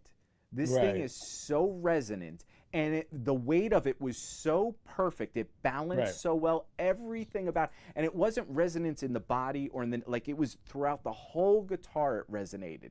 And then sometimes when that happens, if you put it into an amp, it's too much, right? Sometimes you need centralized resonance. You can't have it just echoing throughout the whole guitar. Plugged this, went up to his place another couple times after that, and it was amazing. It was my favorite guitar. I said, dude, if you ever sell this, please. And I think he got it from a guitar student at GIT. Okay. And it was, or no, you know what? He sold it to a guitar student at GIT for maybe, I think he bought it for like $6,000 and he sold it for like $8,000. And then I was like, dude, why did you sell that? Like, I don't know if I would have pulled the trigger on $8,000, but it was holy grail guitar for me. Sure. And he, years later, bought it back from that guy for $11,000, 10 or $11,000. Like, he could, the guy wouldn't sell it back to him. Finally, he did, and he got it back. And then I think he sold it again. But that's what Allan does. He does this mishmash. Yeah. But my point of this story is he has money for that, but he's not like this rich guitar touring guy making tons of money, all that kind of stuff. He lives in his own world. And I always said, if I had his talent, I'd make so much money, because I'd be able to toy this like Tim Pierce did and all those guys. Like, they use their talents to make a world around them. Instead of just being a session guy, they learned how to use social media. Allan is not good at social media. In fact, even with our lesson packages, I always said, Allan, dude, just once a month, post on your channel and just say, hey, by the way, we got some lesson packages. That's it. Right. And we would have sold more of his lesson pack. And we did a good job of selling on his lesson pack. But again, our reach was what it was. And with his name, dude, he could market himself into making a lot more money than he does. He just needs somebody. He needs a team. Right. Well, you know, hopefully this helps kickstart something for him, whatever that is. I mean, because I've been a fan forever. I mean, like I said, I knew who he was at GIT, and I'll be honest, I wasn't really, I don't know, like, to me, he was in the 90s. I'm not talking smack, but I just hated his tone. I didn't dig it at all. What? Oh, dude, it was compressed. It sounded like it was all rack gear. Like, I just hated it. Was he using rack gear back then? Oh, dude, like, there's a YouTube video where he plays a GIT with Marco Mendoza, and it is like the worst guitar sound I've ever heard. And I'm just like, I can't hang with this. Wow. Yeah. No, I can't. Because he was also doing that, like, real, I hate that, like, he was doing that real lounge, or what's the right word? It's like that, that CD 101.9 jazz. Oh, like yeah. He was doing the Kenny G jazz. And it's I don't know. He was Gino Vanelli. He was touring with him. He was, But it was all like, so, you know, he has a bunch of that, like, I think 1 or 2 of his records before he kind of had that third record was more of that type of sound. Okay. Because I've seen a bunch of his stuff, and I'm like, and I hated that, like, tone. And so to me, when I heard him kind of come, like, he did a video at NAMM with Gannon Arnold where they were playing Bugera of all amps. And oh, wow. And dude, I haven't heard that name in a long time. I know. Well, this is a 15-year-old video, but that was literally my time out. I had heard Allan again, and I'm like, damn, both of those guys sound great. But yeah, that was the first time. And then, like, when we reconnected, you were like telling me that you were working with Allan, and I was just like, oh, dude, he's like my favorite player. Yeah. So, you know, but nobody knew who he was, especially, and when you were doing the packages for him 12, 13 years ago, dude, the internet was like in its, you know, especially this whole thing with YouTube, you know, it was in its infant stage. Yeah. So, well, that's funny because it wasn't I so regret. And by the way, Levi, real quick, if you're still around, if you're in LA, dude, are you coming for? I assume you're coming for NAMM. I'm sure you got a bunch of people you're gonna hang with or whatever, but hit me up, man. I'd love to see you. So the YouTube thing, funny enough, because I got into it, I think it was like 2012-ish, somewhere around there or whatever. And I really only did 3 years. And it was the first year I literally just posted all that. I had stopped doing the 3D animation stuff, and I had just said, I'm loving this. I'm going to record every day. I'm figuring it out. I'm uploading videos every day. And I didn't monetize for a year. I got my monetization ability a year into it or whatever. Even the second year I didn't. Even when I put on lesson packages, I was promoting a little that or whatever. I wasn't making any money off of it at all. Okay.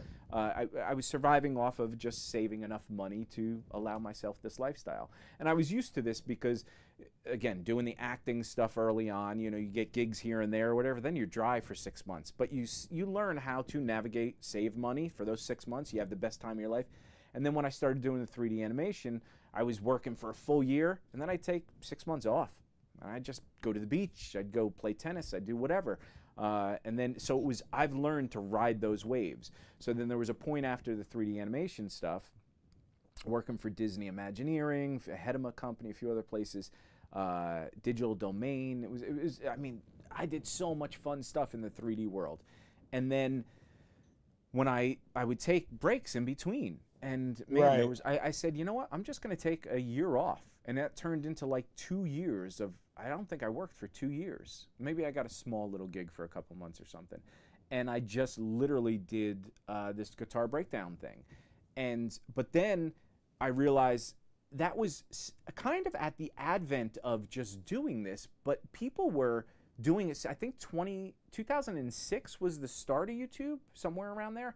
And that's when like I don't know how that Marty Schwartz guy started doing his thing. Brett Papa, I became friends with him. Really unbelievably super nice guy. I went down to his place once, shot some videos with him. Was this when he was in California still at that point? He was, yeah. He ended up moving to Nashville or whatever. But you know, Marty kind of helped Brett and a few other people. Okay. And I talked to Marty a little bit and everything. And I was so new to the world. I was like, how do you get all these subscribers? How do you do all this stuff and everything? And it was the same thing. You know, it's just persistence. I mean, you do get on other people's channels and you get a little help and you get a swing there or whatever. But it's funny to see that, man, I was in on it kind of early, because like even Levi, he got into it like when I was doing it. He wasn't really doing it, and then eventually he started, like towards the end of those 3 years that I did, and then all of a sudden I look back and everybody had the COVID bump, right, with everybody watching YouTube, and I didn't do shit. I played tennis all the time. I wasted all that time. But now I see Levi. He's got to have a couple 100,000 subscribers, and in fact, I'm gonna look right now. I haven't checked in a while, but he's got to have a couple 100,000. I mean, he crushed it. He rode that wave. I just like watching you do, because you're like a New Yorker, man. You just kind of like call it like you see it, and you just go. I mean, it's that bluntness, man, is just awesome. Yeah. Levi is. I love when he talks about the like the comments that he gets in some people that are just like, even in this chat, he said something about the people not being able to read or whatever, and instead of just saying it so politely, like, oh yeah, well, some people don't know. He's like, some of these idiots don't know how to read, you know. But I don't think he called them idiots, but it's listen. I want people to just be honest and straightforward, and I know you got to understand there's humor in a lot of, especially musicians and all this and everything. And I want to have regular conversations with people. But yeah, it looks like Levi's got 140 something thousand subscribers. But that's crushing it, dude. I mean, that's in a world of if I'm just checking my mic real quick. I'm getting noise. If Levi had started in 2012 or around the same time I did or earlier, and then had that COVID bump, he'd easily be up to 500,000 subscribers or more. Right. But again, and now the algorithm of YouTube is so non-subscriber oriented. Like they say, it's more about you know, impressions and views and all this stuff. And the subscribers, people don't subscribe like they used to, because now it's more of a TV thing. And I catch myself doing the same thing. I'm watching this stuff on TV. Yeah. I'm not watching it just on my phone or this and that, and then clicking subscribe and waiting for the next video to come out. I'm just, it's a different world completely. Yeah. Levi's on vacation, hitting Universal Disney knots. I'm a giant child. I'd rather die than go to NAMM and have to pretend to care about gear. You don't need gear, you need to practice. I will say this, top tip for getting big on YouTube when you're talking about someone, spell their name correctly. Look at your title. Did I spell somebody's name wrong? Oh. No. Did I? Well, I'll check it out. Thanks. David. Anyway, so let's avoid that. Dude, if I had, man, I might be able to get you into Universal. Hit me up, Levi, when you're coming out or whatever. I might be able to get you into, because I know Disney's prices are crazy now. Oh my God. Universal's okay. It's not bad. But yeah, hit me up if you're interested. Dude, anyway, so the Allan Hinds thing. So funny enough, so that whole Rick Beato thing, man, I'm telling you that there's 2 tunes that he did, and we have. So one of the lesson packages we were going to do right before I stopped all this, I recorded it, and I was going to go back there and do another session with him because there were certain things about the recording I wasn't real happy with, and it was a rhythm package. So we were getting into that, and it was so cool. It's such a good lesson package. In fact, I'm going to share my screen now. I don't know if is this some exclusive footage? This is might be some exclusive footage. Not really, actually. So funny. So this is the folder I have with. Let me see if I can open this up. I've got let me see if are you seeing this, Steve? Okay, so we have the masterclass lesson packages, which we have. So my site went down for a little while. I got to get that back up. But if anybody's interested, let me know because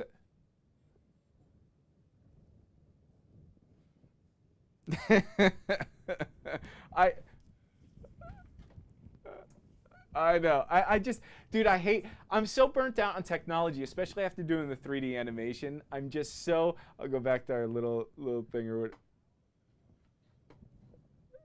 Because people contact me and then I give them my Venmo link, my personal Venmo link. It's so haphazard, but I'll get this back up. Anyway, so we got the 4 lesson packages. We got the major scale modes, melodic minor, the gear and equipment, which is kind of outdated, but it's still fun to check out. There's some things he still uses. We'll probably update this. And then we have the Masterclass 1, Blues Fusion, which is the big one that actually has all the elegant decadence kind of stuff in it. In fact, I don't know if so what I don't have on here, there is one I found which is a Guitar Techniques magazine, and there's probably there's 7 videos. Guitar Techniques did a lesson package. Oh, do you? Okay. So he did a lesson package. Yes. Yeah, totally. Yeah. I didn't do the transcription. I did the so I filmed all the videos and stuff, and they did the transcription. And some of the transcriptions were a little wonk. They're okay. But anyway, so we have all those things, and we're probably going to put out a full lesson package of that, where not only do we go, because Guitar Techniques magazine's gone, and which is a shame because I had purchased, there was a website that I had purchased all this. Oh, Levi said Allan. Did I spell it A-L-L-E? Did I spell it did. A-L-L-A-N? You spelled it the Holsworth way. Oh, that's hilarious. Well, listen. Just blame it on AI. Just blame it on AI. Yeah. Hey, Levi, isn't it your AI. bedtime yet? It's bedtime now. Bunch of ham and egger, 20 people watching you if we're lucky YouTubers. Right. So the Guitar Techniques magazine, there was a way that you can download it on your iPad, and you can actually not only get the full magazine, but you'd also get audio clips, and you could push the play button, and it was awesome. And they had a sale at one point where it was like for $20 or $30, you can get 5 years of old back issues. Oh, And I was like, cool. this is amazing. So now I have my iPad filled with this stuff, but then they cancel it. You can't. So then the audio stuff is gone. It's not even Right. accessible anymore. I think if you write to them and show them a receipt of what you bought, you might be able to get Right. some of that stuff or whatever. But so this guitar technique stuff that we actually did for Allan, we're going to kind of put into a lesson package. And not only that, that's we're cool. going to go further and break down the ideas as opposed to just having it in monthly articles. And now, are you going to do like some rhythm stuff on that one too? with So this? that one was that. Then there's the rhythm package that, like I said, I didn't find that yet, but it's on a hard drive. Are you gonna release that as well? We are going to release that. I mean, there's still the whole Allan Hinds masterclass was a 9-volume thing that I had planned out. Major scale modes, melodic minor modes, playing over changes. So we didn't do the playing over changes. We didn't do the rhythm package, but we recorded both of those. Now, the rhythm one has a good half worth of stuff. I may reshoot the whole thing and then give the old stuff as extra stuff. So it'll be full, but it's just so old. I'm sure Allan has different thoughts on things now, right? After 10 years, a decade. But it was really, really cool. I mean, his rhythm playing. So on this Rick Beato, dude, his rhythm playing is absolutely insane. There's 2 tunes that he plays, and I forget the name of one of them, that he does this arpeggiated thing on the chord thing, and it's so cool. But he did that in our lesson package. I remember right after we recorded that, I could go home and transcribe. I got to go home and learn this. It's so, his rhythm stuff is just awesome. No, that's what I was saying to you. Like I said, like that's the one thing I would love to see is an Allan rhythm. And then you're like, well, I happen to have one. So I was like, dude, release it. Like, but I got to transcribe it. I got to package it. Then I got to have a website to sell it on. So when you talked to him, did you guys talk about possibly rekindling the old flame and talking about some new stuff or what? We did. We're going to hopefully get him on this, so we have a little conversation and we can pick his brain, and hopefully at the beginning of the year we're going to go back into. I'm going to start transcribing this guitar techniques thing and some of that old rhythm package stuff. So at the beginning of the year, if we reshoot the rhythm package, we can just transcribe that and get that out. But yeah, hopefully we'll have him in here doing some stuff. Yeah. Cool. Yeah. So it'll be fun. So anyway, I think that's yeah. Oh, and also there was a Jam Track Central thing for Allan that they had contacted him to do a JTC thing, and they gave him like 4 tunes, I think, or 5 tunes to jam over. And this was at the same time that he did the guitar techniques thing. So he was kind of doing these jam over jam tunes thing, kind of like the old Guthrie stuff. And for some reason that never panned out with JTC. So I think, I mean, it's all, I recorded this stuff video-wise, and I don't know. I'm going to contact Johnny over at Jam Track Central and see if it's cool to use the stuff, because I think it's their backing track. It may have been, actually, you know what? They may have been Allan's backing tracks. They may have been his actual tunes. Maybe ask Allan before you ask them, so that way you no, can figure it out. Like, I've already talked to Allan. I'm just saying, like, so that way, like, when you do, you can say, like, right. You don't need to call them. You don't even have to bother calling. Right. Because actually, we filmed the stuff, and we talked about after it didn't work out, whatever it was. We said we should just put this out as a lesson package, and that was the tail end of what I had been doing, 10 years ago or whatever. And I was like, and we were gonna do it, and it just didn't materialize.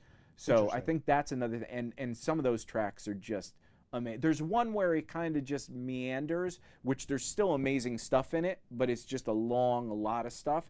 Whereas the other 3 or 4 are super focused, and they're over tracks like Not Really. I think that was one of his tune, and a few other tunes that everybody knows. But instead of being the recorded version of the solo, he just jamming over it. And now you see a different angle of how he improvised. Because that's the coolest thing, seeing him at the Baked Potato, is just hearing all these tunes, and then they turn it into like an Allman Brothers thing where it's a 9-minute or a 20-minute tune. Where it's, dude. And then Matt Rohde and all these guys are on keys, and they're just taking their own solos. Travis starts taking a bass solo, and Right. yeah. And that was actually what I wanted to do with that package. I wanted to go to the Baked Potato and film them doing those same tunes and just improvising even more in a live situation. So that would have been fun. That's cool that it's good that you guys are working together again. Yeah, I love Allan. He's awesome, dude, and he's such a laid back dude. And Levi said there's the fundamental changes. Actually, Levi's got a bunch of fundamental changes books. Man, it was a while ago. It might have been the first one you put out. I checked out and really liked. I can't remember what it was. I have the Tim Lurch one. I have. I was disappointed in the Scott Henderson one. I think that's a different company. That's a different. Yeah, that's a different. Well, he company. does the masterclass stuff, but I think his book came out as a fundamentals changes thing too. Okay. And I didn't realize it was literally almost the lesson package that he put out, but transcribed in a book format or whatever. Okay. But yes, Allan's book is really cool. There's also Don Mock. He did his Artful Arpeggio book, but it's called Arpeggio Alchemist or something like that. And what's great about that, if anybody knows, so that's an extension of, it's really the Artful Arpeggio book, but there's more to it. There's definitely a little more meat in it. And Levi might have even, you know what, I think he transcribed that book. I think, or he's associated with it in some way. Yeah, see, he said you're talking Guitar Vivo. Okay. I don't know. Okay, yeah. Scott does the Guitar Vivo. Yes, and like I said, Levi made that. Yeah. He's had his fingers and everything. Levi, you do too much. You need a vacation. Oh wait, you're coming on a vacation. All right, if I was going to California, I would do Knott's Berry Farm, just to kind of go back. Also, I put that on the list. I would. Oh man, I got to go back out there. Yeah, dude, that's the thing, man. I keep thinking about. I talked to my brother this summer or a week ago about possibly moving back to New Jersey, and I mean, it's just so expensive out here. It's so ridiculously expensive. I can't even explain. Like houses out here. I mean, you know, a house you have to 1.2, 1.4 million will get you a 2-bedroom, maybe 2-bathroom if you're lucky. Yeah. With barely any property, and then you're right on the street with a mall behind you, and then I go home every time in New Jersey and like Warwick, New York, and places like that, and I'm like seeing these beautiful 3-acre, 4-acre lands with 5-bedroom houses, and they're maybe 800,000, 700,000, and I'm like, dude, what am I doing out here? But I love being down the street from the Baked Potato. We had Guitar Center right literally within walking distance, maybe a mile. But that got flooded. It's supposed to be coming back. It's been about 1.5 years, 2 years of legal stuff. But it was the best-selling Guitar Center. Even the Hollywood one's more of a tourist trap. It's got cool stuff. But this one, man, they used to sell so much stuff constantly.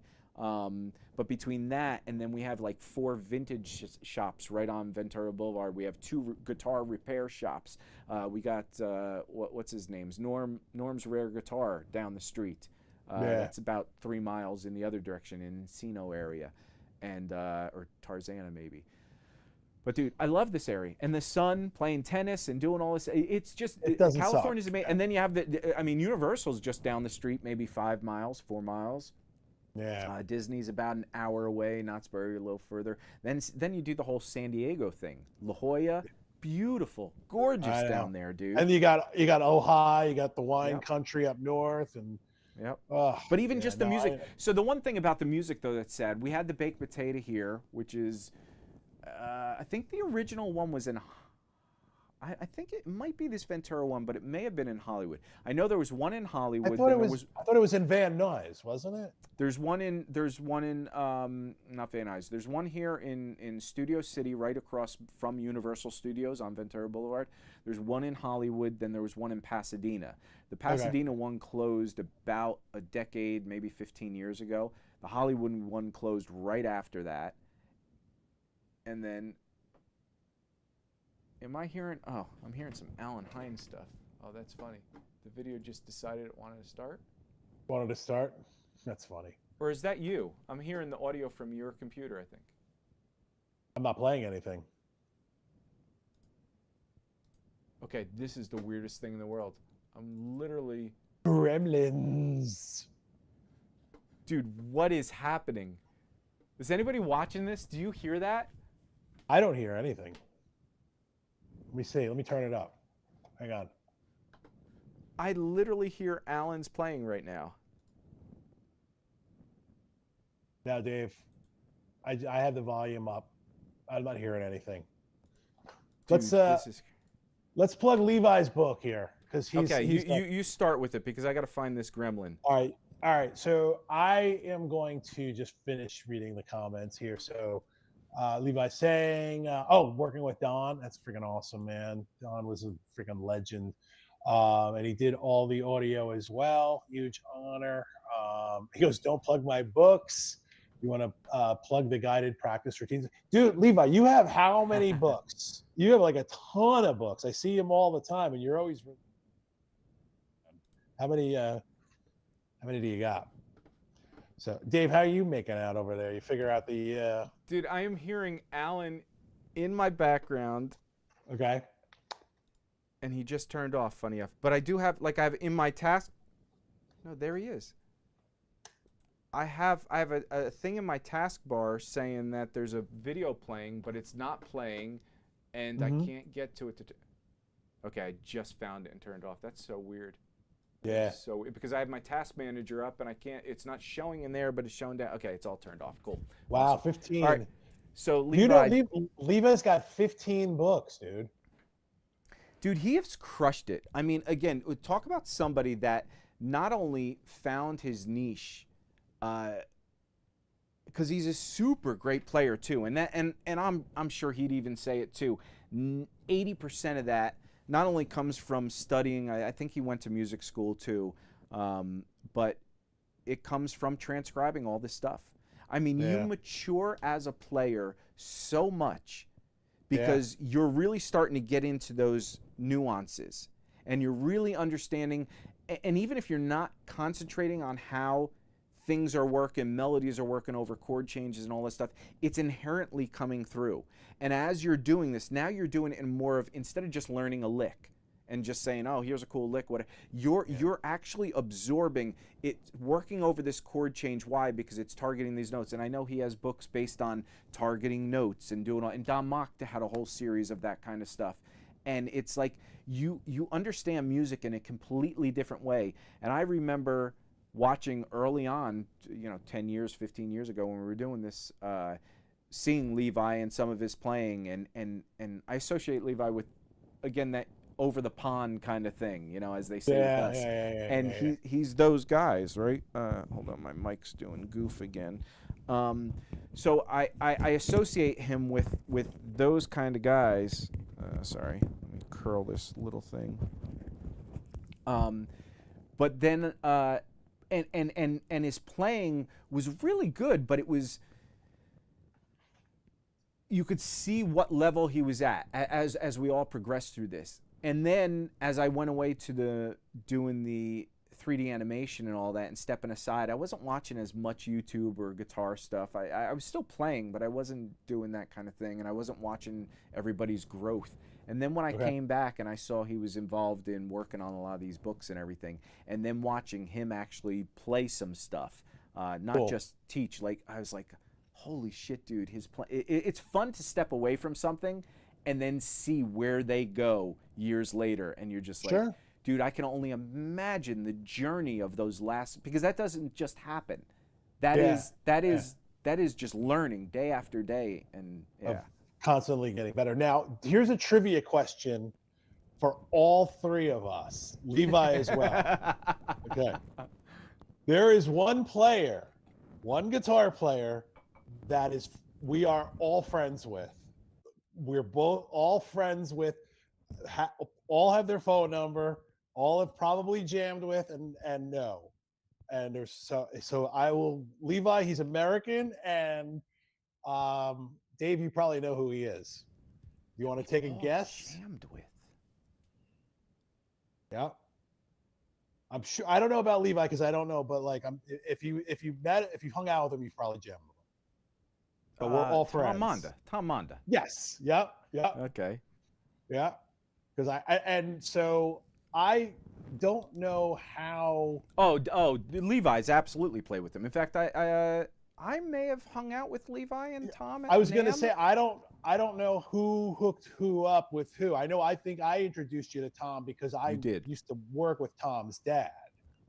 Yeah, I don't know how Levi met him, but yeah, I remember well, no, I do know how Levi, and I don't know this for a fact, but I know. How do you think, Steve? How do you think? How do you think Levi knows Tom Monda? Man, I don't know. I'm gonna say probably through you. VGA guitars. Oh, VGA. They both, right. Yep. And I think Levi was first on the VGA bandwagon. Oh, that's right. He was a really early adopter. That's right. And then that's right. Okay, so I saw Tom. There was a guitar show here in New Jersey when Tom was in fact, that's how probably Levi knows Cameron Allan too. Yeah, because he plays as well. And then so Ron was there and Tom was there, and they were both playing VGA. Yep. Yeah. And it was weird to see VGA at like some local guitar show, but I guess just because Ron and Tom were going to be there, they bought a booth, which is like, right. It was like, like crappy local guitar stores. And then, you had a couple of real godlike, which Gaiatone and a bunch of pedal brands. Like it was a weird hodgepodge of like decent stuff. And then like crappy guitar, like guys that sold like stuff from Reverb. But dude, it's funny how even the guitar market, how that has changed as far as Sir guitars were the thing. Like I remember I bought my first Sir guitar there was a place called the Bass Exchange down the street on Ventura Boulevard. And I forget, it went by two names. The awning, which was like a piece of cardboard basically, it said the Bass Exchange. But there was another name of the store that everybody knew what it was called. Okay. And it was just a small store, but they had all exclusive. They had Sir guitars, they had a lot of Bogner stuff, and a lot of heavy hitters went in there. It was really, really, really small. And I remember I had this Bengal guitar. In fact, I think some of the early Guitar Breakdown stuff with the Guthrie stuff, he was playing a Bengal guitar. And that was the first, and I had already had mine for about a year, and I was like, "Oh, that's so funny! I'm so into this Guthrie thing, and now I have this Bengal Sir guitar." That was so good, but it was a humbucker single, and I never liked that arrangement. I always wanted a humbucker single hum, or all singles. I didn't like having two singles for some weird reason. That neck pickup. Really? Yeah, I don't know what it was, and it might have been the Sir pickups. And this was before their silent system came in. And now, so I was on board with that was a guitar I used for a year, 2, 3 years. And then I finally got my Strat, my blue Strat that I used all the time for probably the 3 years of Guitar Breakdown. I had that's the one I recall is the Strat, the blue one. And I remember at Mesa Boogie store in Hollywood, Shane Terrio came in town, and he used to always have a hotel when he was touring with the Neville Brothers. He always had a place in the Hollywood, not the Hollywood Hotel, but there was another hotel that was pretty famous. And so I would always go pick him up, and we'd go drive around to Mesa Boogie and other stores and stuff and have lunch. And I remember we went into the Boogie store, and they just started selling Sir guitars. And this blue, what is it called? Not Midnight Blue, but I forget what it's called. Whatever. Anyway, it was awesome. And Shane picked it up, and he was playing it, and he's like, dude, this is amazing. And it was the first time they had the silent system in it, which is basically there was a back plate, and that back plate had a little thing in it. Now they're doing a thing where they put a dummy pickup in the guitar. Right. But that back plate thing, especially for California, because we have so much noise, so much electrical noise going on in here, that is, it's so detrimental, especially, I don't know how the Baked Potato does it, because they literally are right on the boulevard where all this stuff interference is happening.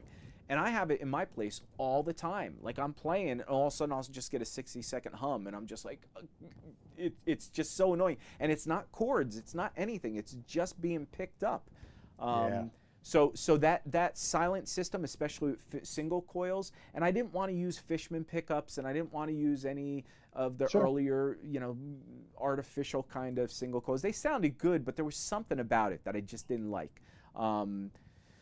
And so this silent system, I was like, Shane played it, and he's like, and he had just come in from Nashville or whatever, just for the Neville Brothers, and then he left or whatever. And I was like, and I could not stop thinking about that guitar. So I went back to there, and it was like, I think it was like $4,000 at that point. And this is 20. I mean, that was expensive for 15 years ago. That's expensive for real. That was real expensive for back then. Yeah.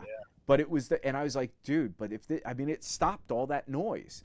And it sounded like true. I mean, it was true single coils. And so I just went back twice, and I said, I got to buy it. And I just ended up buying it. But again, Suhr guitars were such a big thing. Then VGA started dipping their toes in it. And Anderson was a big thing before that. Anderson was even before Suhr guitars. And they're all Fender guys. They all used to work at Fender, then started their own company. And but then I, in fact, had an Anderson before the Suhr, and I liked it. Wasn't in love with it. The Suhr thing, absolutely on board. And then when I went to the VGA booth and hung out with Cameron, dude, and in fact, I have a picture of Levi. It might be Dan. What's Dan's name? That's associated with Tom Quayle. They do that solo program. So it's Tom familiar. And Dan. I think his name's Dan. And so it was me, Levi, and Dan at the VGA booth or whatever. But when I played those guitars, I was like, holy shit. Between this and those what's the other famous one Dan Huff uses? Tyler guitars. Man, there's something special about those guitars. All these guitars have something special, but VGA really kind of, they're not as popular. I don't know if it's because they're not really in Guitar Center or they're not in the very accessible places. Yeah. But they're awesome guitars. They're so insane. Dan Smith, Levi said, yeah. Yeah, he's an awesome player too. Awesome guy. All these guys, dude. I sometimes wish I was overseas because there's so many guys not in our little... Oh my God! On our little island, Japan, dude. Some of these Japanese guitar players, dude. Yeah, yeah. No, we're like,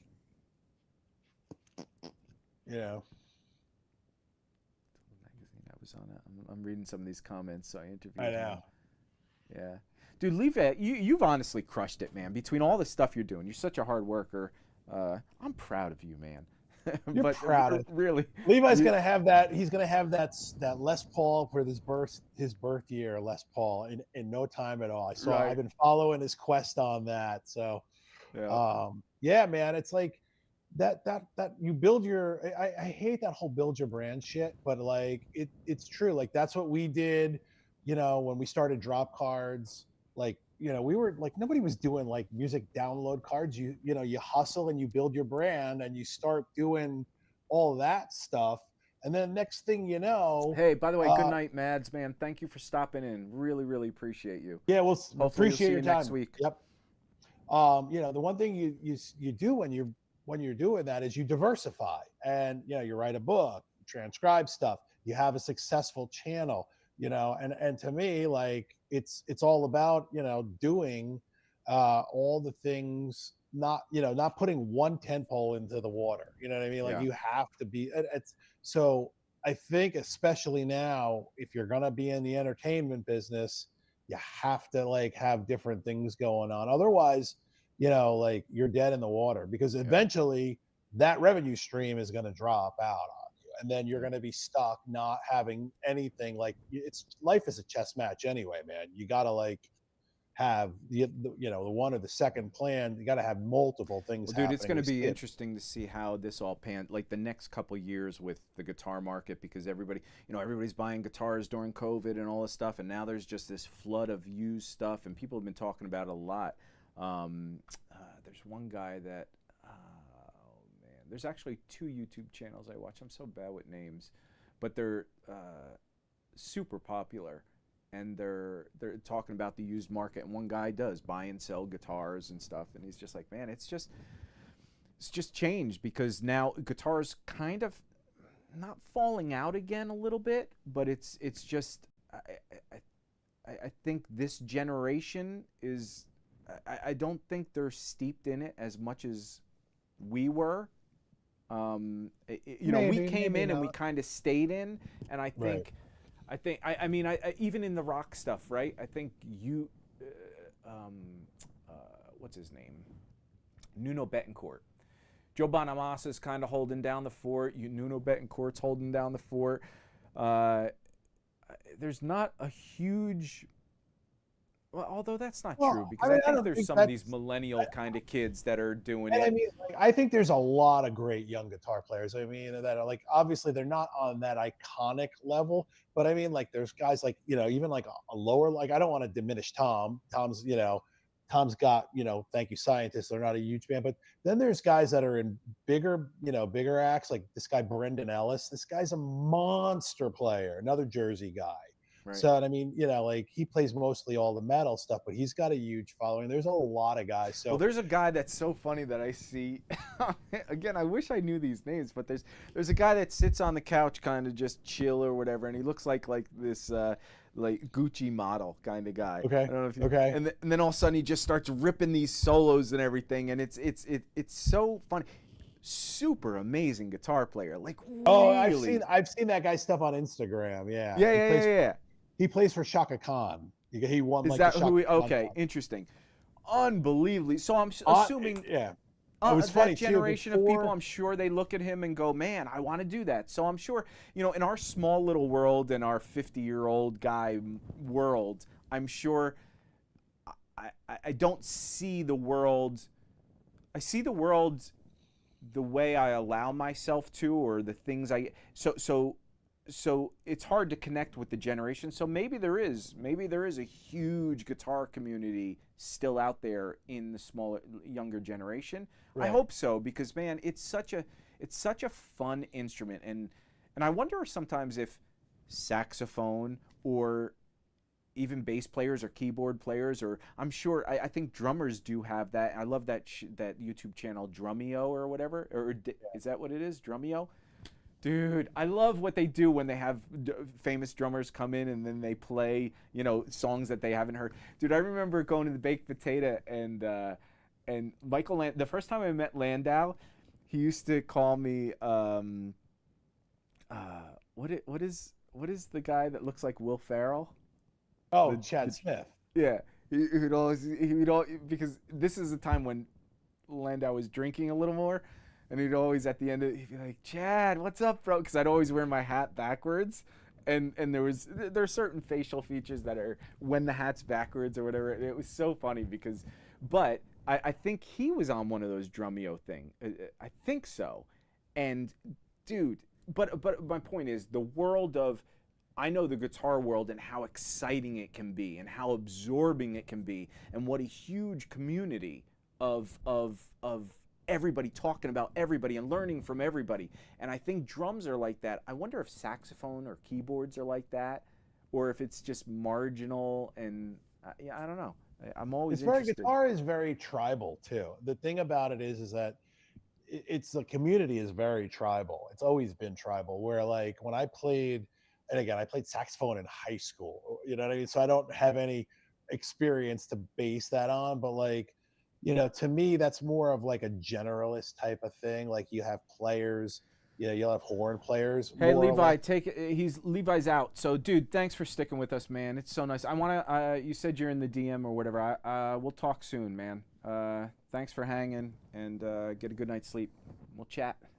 Peace, man. But I think like just basically, and I lost my train of thought. I'm sorry. What were we? The tribal thing. Oh yeah. Being a sax player. I think like guitar is very tribal. It's very like closed ranks. It could sometimes be a little elitist. Let's put, you know what I mean? Like sure. You can, like you have even like the UK guys, you have the American guys, everything, and it's very insulated. But then it comes to like a bigger group of people, whereas like with if you're a sax player, there's just not enough sax players where like they'll hang with horn, like in a horn group. So to me, like it's such a, with guitar, it's tribal, but then it's like everybody like plays guitar. Like I play guitar, and then like this, the kid down the street plays guitar, and Yeah. so it's just so varied, where like those other instruments don't have that bass, Yeah. like, No, that's because true, there's for just sure. not as many players that do it. Yep. Hey, real quick. So before we leave, I just want to do a real Jason Beckery kind of thing. Just, I know it was on the schedule or whatever, but the some of the ideas. What have you been working on this week? Are you still working on the triads and stuff? Are you still doing that kind of thing? Now we're gonna get in a whole nother hour. Yeah, no, we're not going down that trail right now. This week, I was primarily focused on really working on the K Marioka lick, and Okay. also I still really only did I just been working on triads, and then I know what I was also transcribing an old Ingve song. Which one? We talked about it last week on the phone. It's on Odyssey. It's the one I talked about where right. Is it Crystal Ball? Yeah. And I started transcribing that just because I wanted to learn more of the legato stuff that he was doing. So that's been my week. It's been Okay. it's been kind of hectic, but I've been trying to stay focused with my triads. Right. So I've been just doing, again, the Jason Becker thing. So there was that Altitudes tune. There's so many ideas in that are, what I'm fascinated with him especially is some of his alternate picking stuff. And it's not for the alternate picking technique. It's just a lot of those runs he does, he'll do these scales and runs that are so, they're just different patterns, and patterns that I wouldn't normally do. So he has this one thing where he does, right? That's a simple pattern that he... Do you hear that? Is it coming through the audio? Okay. Oh, yeah. So then right after that, he does this similar pattern where he goes...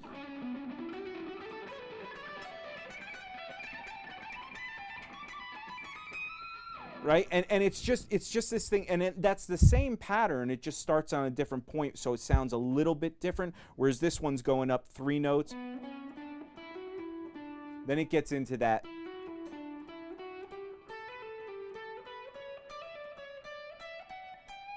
Then here it just starts with the.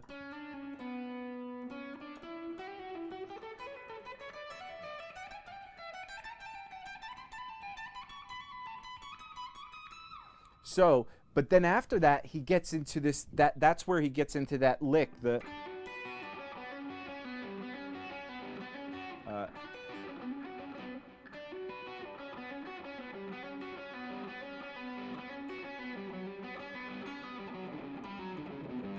Which again is D major. Then he goes up this, he just goes up a D major scale in different ways.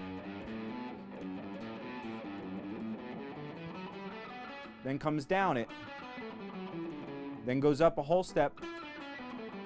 Goes up that. Then down the same thing, but down instead of 6 notes. Or that's 1, 2, 3, 4, 5, 6, 7, 8. Instead of 9 notes. 9 notes. Then he goes down 1 to the bottom string, so he goes down 9, 10, 11, 12 notes. So but it's very, very musical, and that's just really straight, fun little picking stuff. But then he goes back up it in this way where he goes. So it's 1, 2, 3, pivot off of this note on the next string. So it's 7, 9, 10 to 11. Are you hearing pops in the mic at all? Yeah, a little bit. A little bit? Yeah. Okay. Don't hit as hard. Yeah, I'm trying to figure out. Okay. So instead of 7, 9, 10, and I'm hearing. Yeah, you just did it again. So sad. Yeah. So instead of 7, 9, 10, every time. Did it again. 10. Oh, it's got a pop. It's doing that. Okay. So I'll talk over here. Maybe 7, 9, 10. There you go. So instead of 7, 9, 10, and then 7 on the next fret, he goes 7, 9, 10, 7, 9, 10, 7. So it's 1, 2, 3, pivot off this note, go back down. then 1, 2, 3, 4, 5, 6, 7, then 1, 2, 3. 1, 2, 3, 4, 5, 6, 7, 1, 2, 3. 1, 2, 3, 4, 5, 6, 7. So it's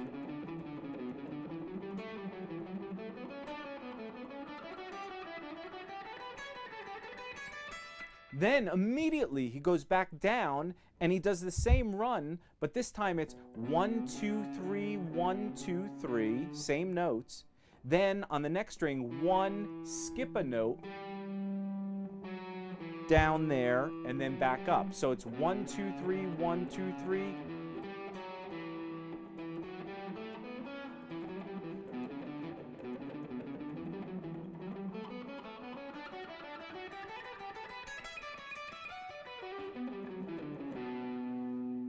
It's just so cool because it's so different. That pattern, I would never think of doing. I'm sorry.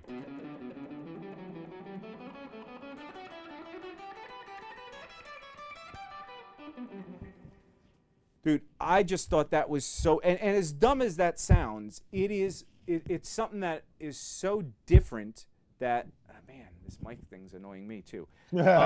So then there was a rhythm thing that I was doing that I forget what it's in, but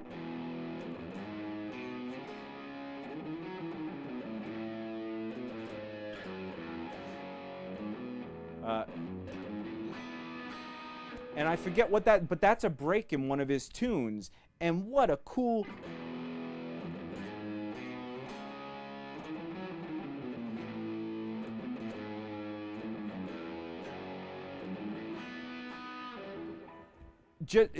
I don't know. So the point is, the solos, I'm getting into all these cool little fun little licky runny solos, and then that whole beginning of that entrance. Yeah.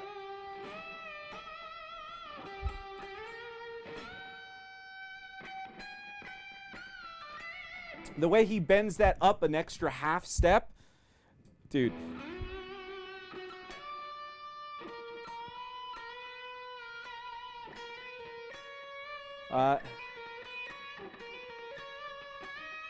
How's it? And that's, so when that's transcribed too, that's transcribed 11th fret on the G string to the 14th fret on the B string. Oh, I got my little sustainer on. And then he bends that up, and then he does the next part on the 11th fret on the B string. So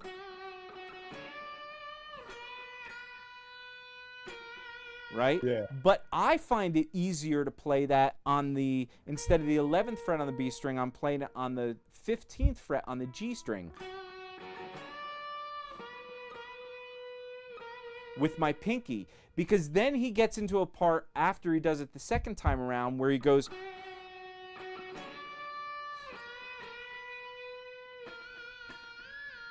he bends up a step and a half. And for me to put my finger back down there, it's easier to do on the G string.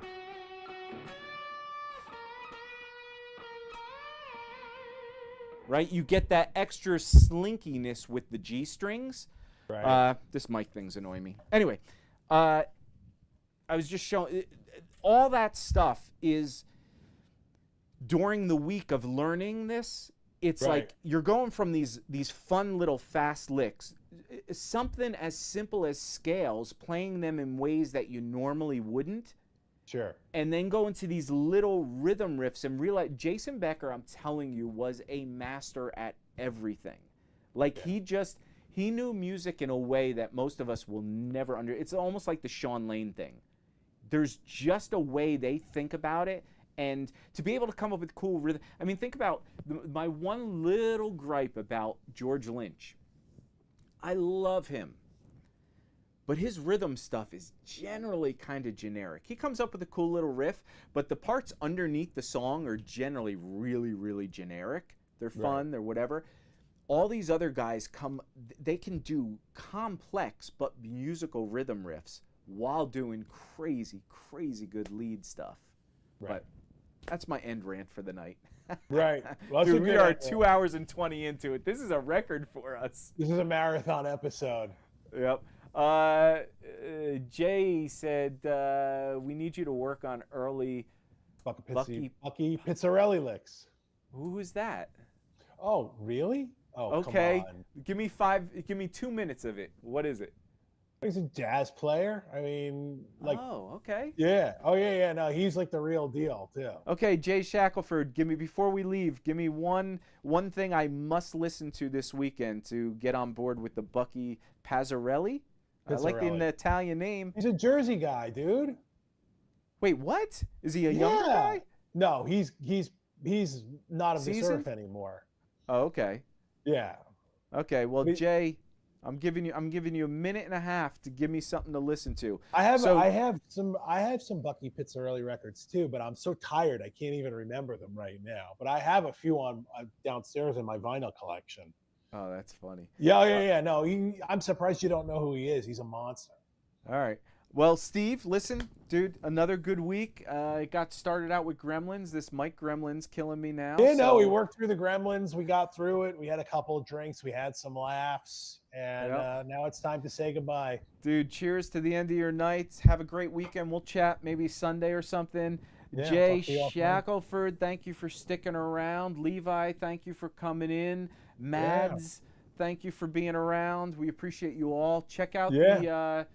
share, like, do all that kind of good stuff. Please spread the word. Hopefully, please helps us. We're gonna chat with hopefully Kay Morieka, and hopefully get him and Allan Hinds in soon within the next 2 or 3 podcasts, and we'll have some more entertainment for you. I just love hanging, dude. Love hanging and talking.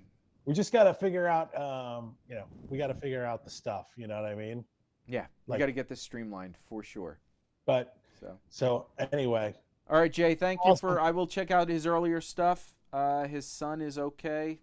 All right. Yeah, he's got a son, John. John Pizzarelli is, I believe, his son. So. Okay. All right, guys, have a great weekend, and I will chat with you. We will chat with you on the next one, next Friday. Thanks, everybody. Later, guys. Let's see if I know how to stop this.